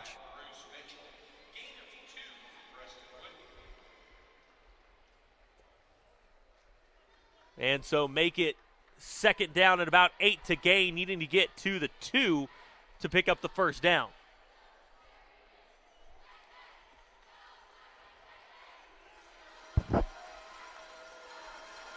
Martin with the snap. He'll roll to his left. Jalen Hall right tries to bring him down. Can't. But it will be Bodwin and Amari Hayes there on the tackle. Hayes coming up slightly limping.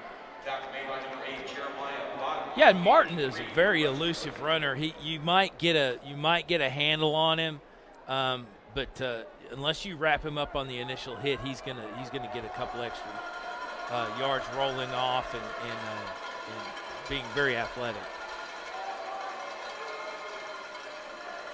Lindsey moving in motion. This one across the middle, it's good. Caught by number 3. That one is Derek Eusebio. He is the leading receiver for this Lions squad with 356 yards and 4 touchdowns on the year, as he is equated for just about half of the receiving touchdowns by this Lions squad. This extra point attempt is up, and it is good. 38-24, 6:28 remaining in the fourth quarter, and that one really just keeps the score looking manageable. Yeah, well, they needed to answer, and they did. On that pass play, they took advantage of the linebacker playing up, where he fell into that middle third where the safety hadn't come in yet, and really was unchecked. As we have seen McGuire Martin really surprise, I know me and probably a lot of other people, with the way he has been able to manage this game, as he's been more so just get the ball off and try and hand it to somebody or keep it himself. No, he's done a pretty good job in at quarterback for the Lions in this one. Yeah, I mean, he's the guy that stirs the drink. He makes it all happen. He is a very elusive runner. He rushes a lot. He is on target with his passing. They don't do anything flashy. They're not going to burn you deep. They're gonna it's like being pecked to death by a chicken. They're gonna just take their yards as they can, and that's kind of how their season's turned out the way it has. I mean, they've given up a lot of points simply because their offense is kind of a slower moving offense, and if you get some gain on them, as Parish has, and make them have to recover, that's kind of that's kind of how you can do them in. Looks like the onside attempt will be put into play here by Tessier as he'll take the steep angle. It's going to be a little pooch out of bounds. That one just a little too deep.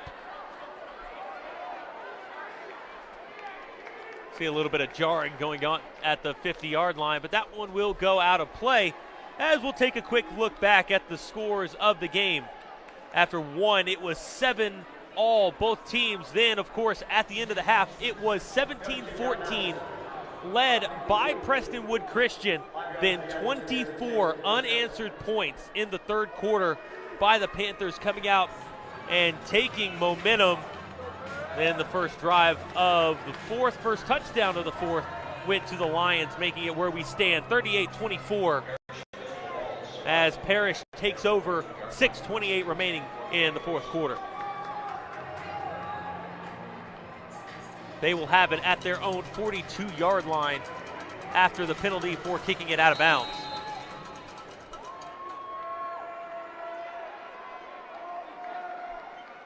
Stone's going to hand this one off to Benson. He'll try and make some quick moves. He does. Past the 50, 40, now 30, still going. Will be forced out of bounds at around the 22-yard line. So flip the field just like that. And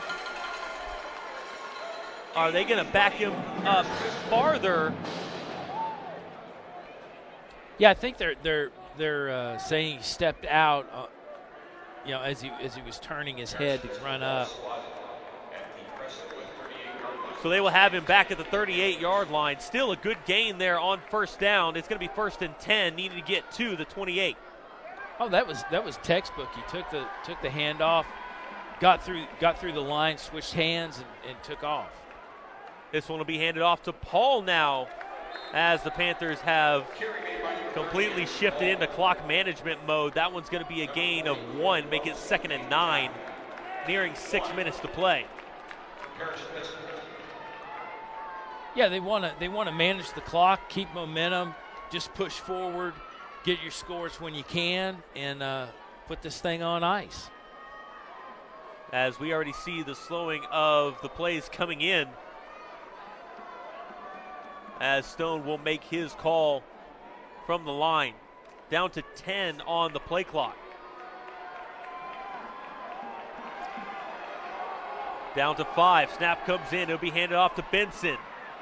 He'll make a good carry on second down, get it up to the 32, make it 3rd and 4. Yeah, he cut outside, went outside, cut inside that end on the block. He was engaged and got his yards, went down. Like always, Prestonwood is having 3-4 helmets on the ball, and there was even a linebacker came in late and tried to strip the ball once he was on the ground. So they're not offering a whole lot of respect or quit right now.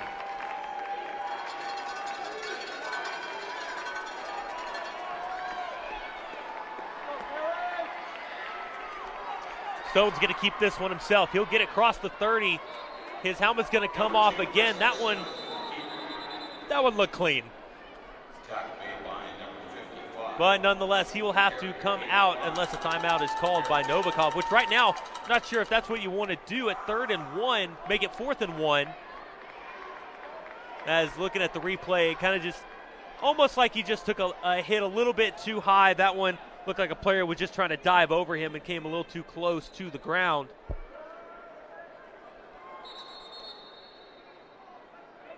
But now a timeout will be called by Prestonwood, doing Novikov a little bit of a favor. Now Stone won't have to come out of the game.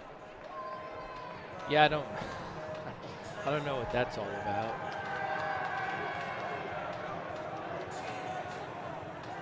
And so 4:37 remaining.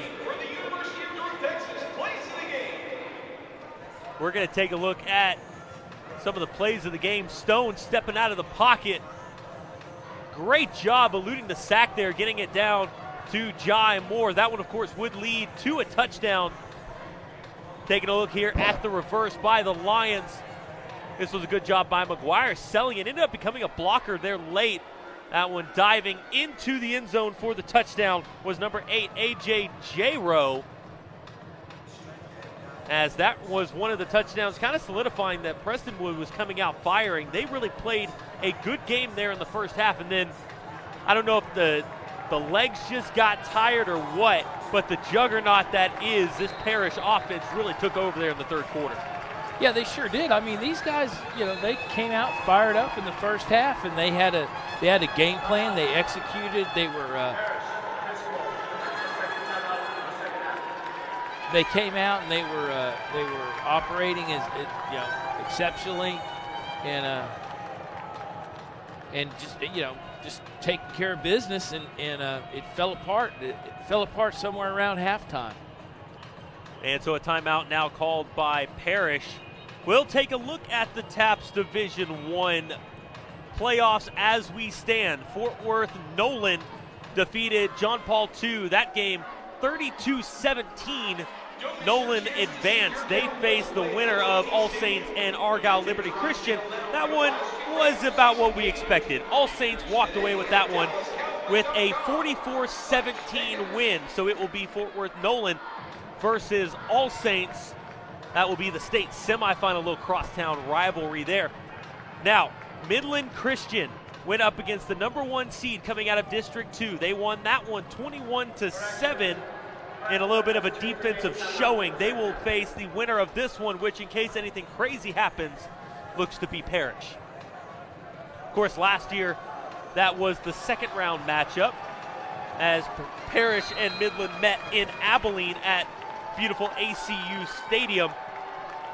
Parish walked away with a convincing win in that one to then go on to beat St. Thomas in the state semis. Stone's going to keep it himself following the lead blocked by Andrew Paul. That one's going to be good for the first down. Yeah, he just got tucked in behind the block and just tried to figure out which side of the shoulder he was going to come off on and get the yards. Ball spot at the 26 of Preston. 4:15 remaining here in the fourth quarter of play. It's going to be 1st and 10 from the 26-yard line. And to say that the air has been let out of the crowd, you can easily say that as the Prestonwood fans have gone quiet. Stone's going to keep it himself again. He slides, but still gets hit. I think he was setting his foot and it slid out. Looking at the replay, it looked like he tried to plant that right foot. You're right. It just slid out from under him as he took the inadvertent hit. Make it a gain of 1, 2nd and 9. The turf monster stomp. It'll get you. At least one of the beauties of playing inside, you didn't have to worry about the turf being wet. That's true. You don't have to worry about dirty laundry. I'm sure they're still worrying about the dirty laundry. But 3:20 remaining. This was going to be handed off to Paul, and he'll break some space inside the 10-5 and into the end zone. Andrew Paul with the put-away touchdown, breaking this one wide open. 3:11 remaining in the fourth. Make it a 20-point lead for Parish. Yeah, that was dagger in the heart right there, and Number 99, Blaine Bowman, in for the point after. kind of finish things off, and now we're just going to fight the clock. Bowman on for the extra point attempt. It's not pretty. That one will hit off his offensive line and go into the end zone. So keep it 44-24, 3:11 remaining in the fourth quarter. Yeah, I think it cleared the offense. It was just high enough for somebody to have to reach up and block. Nonetheless, a 20-point score with 3:11 remaining. 2 timeouts still for Coach Cunningham on the sideline for Prestonwood. As we take a look back at that touchdown scored by Andrew Paul. He made 2 men miss, got through the line, and it was off to the races. They sealed the edge on that. All he had to do was pop outside after he cleared that first end and it was wide open after that. Paul doing a good job. He has really been a great workhorse back for the Panthers this season. Him and Christian Benson have been the dynamic duo, and it's hard to stop them once they get their momentum rolling. Well, I think if you just give them just even a little bit of opening, they're through it, and if they're outside, they're gone. Bowman back on to the field to kick this one away.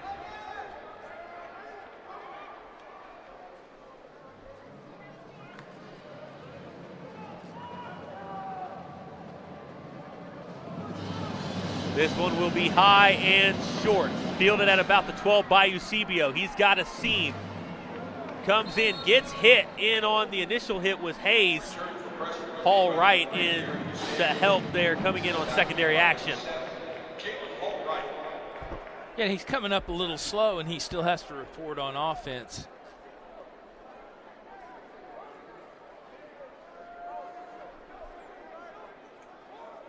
Prestonwood ball spotted at their 31-yard line, first and 10 for the Lions. 3:04 remaining in the final quarter of play. McGuire Martin in the backfield. With him is number 33, Jaden Lindsay. 3 receivers to Martin's left. We're going to see his arm here in action here to end the fourth. This one will go across the middle. No! I'm not sure the receiver needed to catch that one. Henry Partridge was there ready to lay him out. Yeah, that's one that's better on the ground. Sitting here watching the replay, he came in and he was just licking his chops. Good, smart play that time to pull up at the end instead of drawing a penalty. Flags thrown now. Ball start, 72, offense, 5-yard penalty, made second down. That's a false start called to number 72, Luke Rumsey. The sophomore getting a little antsy there on the offensive line. Now Cedric Mace checked in, and they were looking in at Tripp's package. He'd been in 2 plays, and I think they overlooked that. They'd probably been better off on that last play to hit that slant. Parish brings in the dime package, an extra secondary. There it is, Partridge! Overthrew his man, and Henry Partridge dives for it and picks up the interception, and that will just about do it. 2:54 remaining. Wow, Partridge just came out of nowhere. That's a player that has.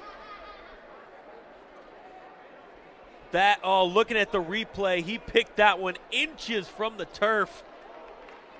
Hope somebody got a picture of that one. That's going to be one you want to scrapbook. Making the dive on the Cowboys star at center field.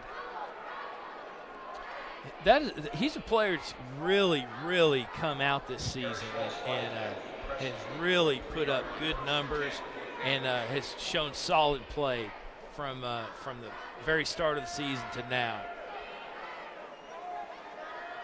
And now the big offensive line coming in. Paul's going to run behind him. And after that short gain, we're going to send it down to Emily Stone on the sideline for a quick update. Emily? Hey guys, so with this quick update, I just wanted to say that this is Henry Partridge's second week in a row to get an interception, which must make him just feel so good, especially in this playoff season, especially going into the semifinals next week. Thanks, Emily. Henry Partridge really has come out. Last year, he was one of the few underclassmen on the secondary unit, filling that free safety role. Has been incredible on this Panther squad this season. Really has been one of the team captains leading the way on defense. This one's going to be handed off to Benson as he tries to find any form of room. Gets wrapped up a little bit high that time, but will be a good gain, making it 3rd and about 4 to pick up the first. See Benson, even though he probably given up about 40 yards on everybody carrying, took about 4 Lions to bring him down. Yeah, no, Partridge is a good-sized kid. He's a few biscuits shy of a linebacker, but he knows where the weight room is, that's for sure. Andrew Paul will check back into the game. It's going to be 2 receivers to either side of Stone. 3rd and 4. Paul's going to get it. Makes a good run up past the line to gain. That will be a 1st and 10. Youngblood getting pushed back a little bit. Things might be getting chippy here to end the game. As the seconds tick by there, Andrew Paul picking up the 1st down. As we near a minute, the season goes ticking by the Lions. Didn't go quite as planned. Ended up making the playoffs. Ended up having a bye in the 1st round, so this was their first playoff game. As we see Preston Stone go in victory formation. Down to 35 seconds.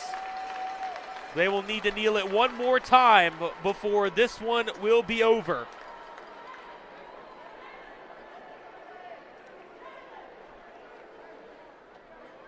Play clock and game clock separated by a 1.5 seconds. That will do it. The kneel down at the end of the game. And the streak of playoff wins will continue. Going back to last season, that's now 5 straight wins in the playoffs for this Panther team, as they will move on to face Midland Christian in the state semifinals. That game date and location will be announced later, as we see the 2 coaches coming to congratulate each other there at midfield. But a good overall second half played there by the Panthers. Yeah, and we've seen all season long that they have the potential to just clean house with some of these teams, and they haven't always been able to put a complete game together. Now, obviously, the Bishop Lynch game was a different story, but they didn't put a complete game together in the first half, but they certainly answered the bell in the second, and they came out and a combination of momentum shift and better execution for sure just kind of put an end to Preston. Taking a look at the highlights from the game, and what really impressed me was the running game that Parish was able to trot out there, as we see some of the big plays here. Of course, that double reverse again by Prestonwood. They really came out and surprised a lot of people there in the first half, but it was the winning experience that really came out there at the end of, really to start the 3rd quarter. Yeah, I mean, I think there's a mentality ingrained in these kids in off season and practice and throughout the year, and they know when to answer the bell, and eventually you're like I've said before, the complete game, and they'll put a complete game together at some point, and hopefully they don't need to, but they are certainly capable of just lambasting teams and making them making very good teams look poor. And they will need to do that, as they will now face off against Midland Christian, who, as I'm sure just about everybody remembers, was an absolute nail-biter. A touchdown throw with 4 seconds remaining in regulation by Preston Stone to win that one 34-28 in Midland. And you and I were talking about this before the game. Midland's really, really wanting that rematch. I can't help but think they saw the bracket when it came out, and they started rubbing their hands together, and we're just if you need postseason motivation, that was it. And they knew that somewhere down the road they were gonna cross paths with Parish, and at least be able to compete with them again and answer that question that happened out in Midland, which was basically the the last-second heroics and Parish putting the thing together in the last couple of minutes. So that will do it for us here at the Ford Center in Frisco. Parish comes away with a good win, 44-24, and they will go next week. They will face off in the state semifinals, a rematch of last year's state quarterfinal matchup against Midland Christian. Again, just an impressive showing here today. All 4 teams remaining in the playoffs are from TAPS District 1, which hasn't been a surprise all year long, but just shows you the amount of caliber of talent here in North Texas. But that will do it for us here in Frisco. This game brought to you by Game On Sports Productions. Emily Stone on the sideline. Jim Dixon up with me. I'm Jackson Donovan in the press box. We will be back after we figure out where that game will be next week and when. But until then, everybody, God bless.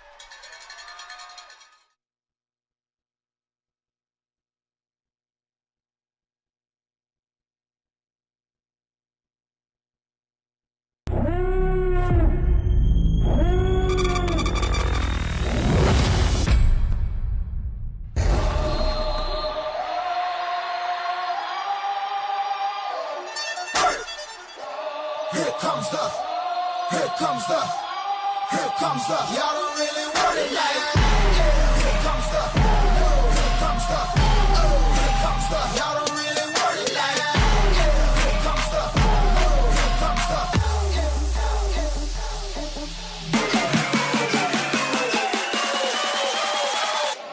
Here comes the.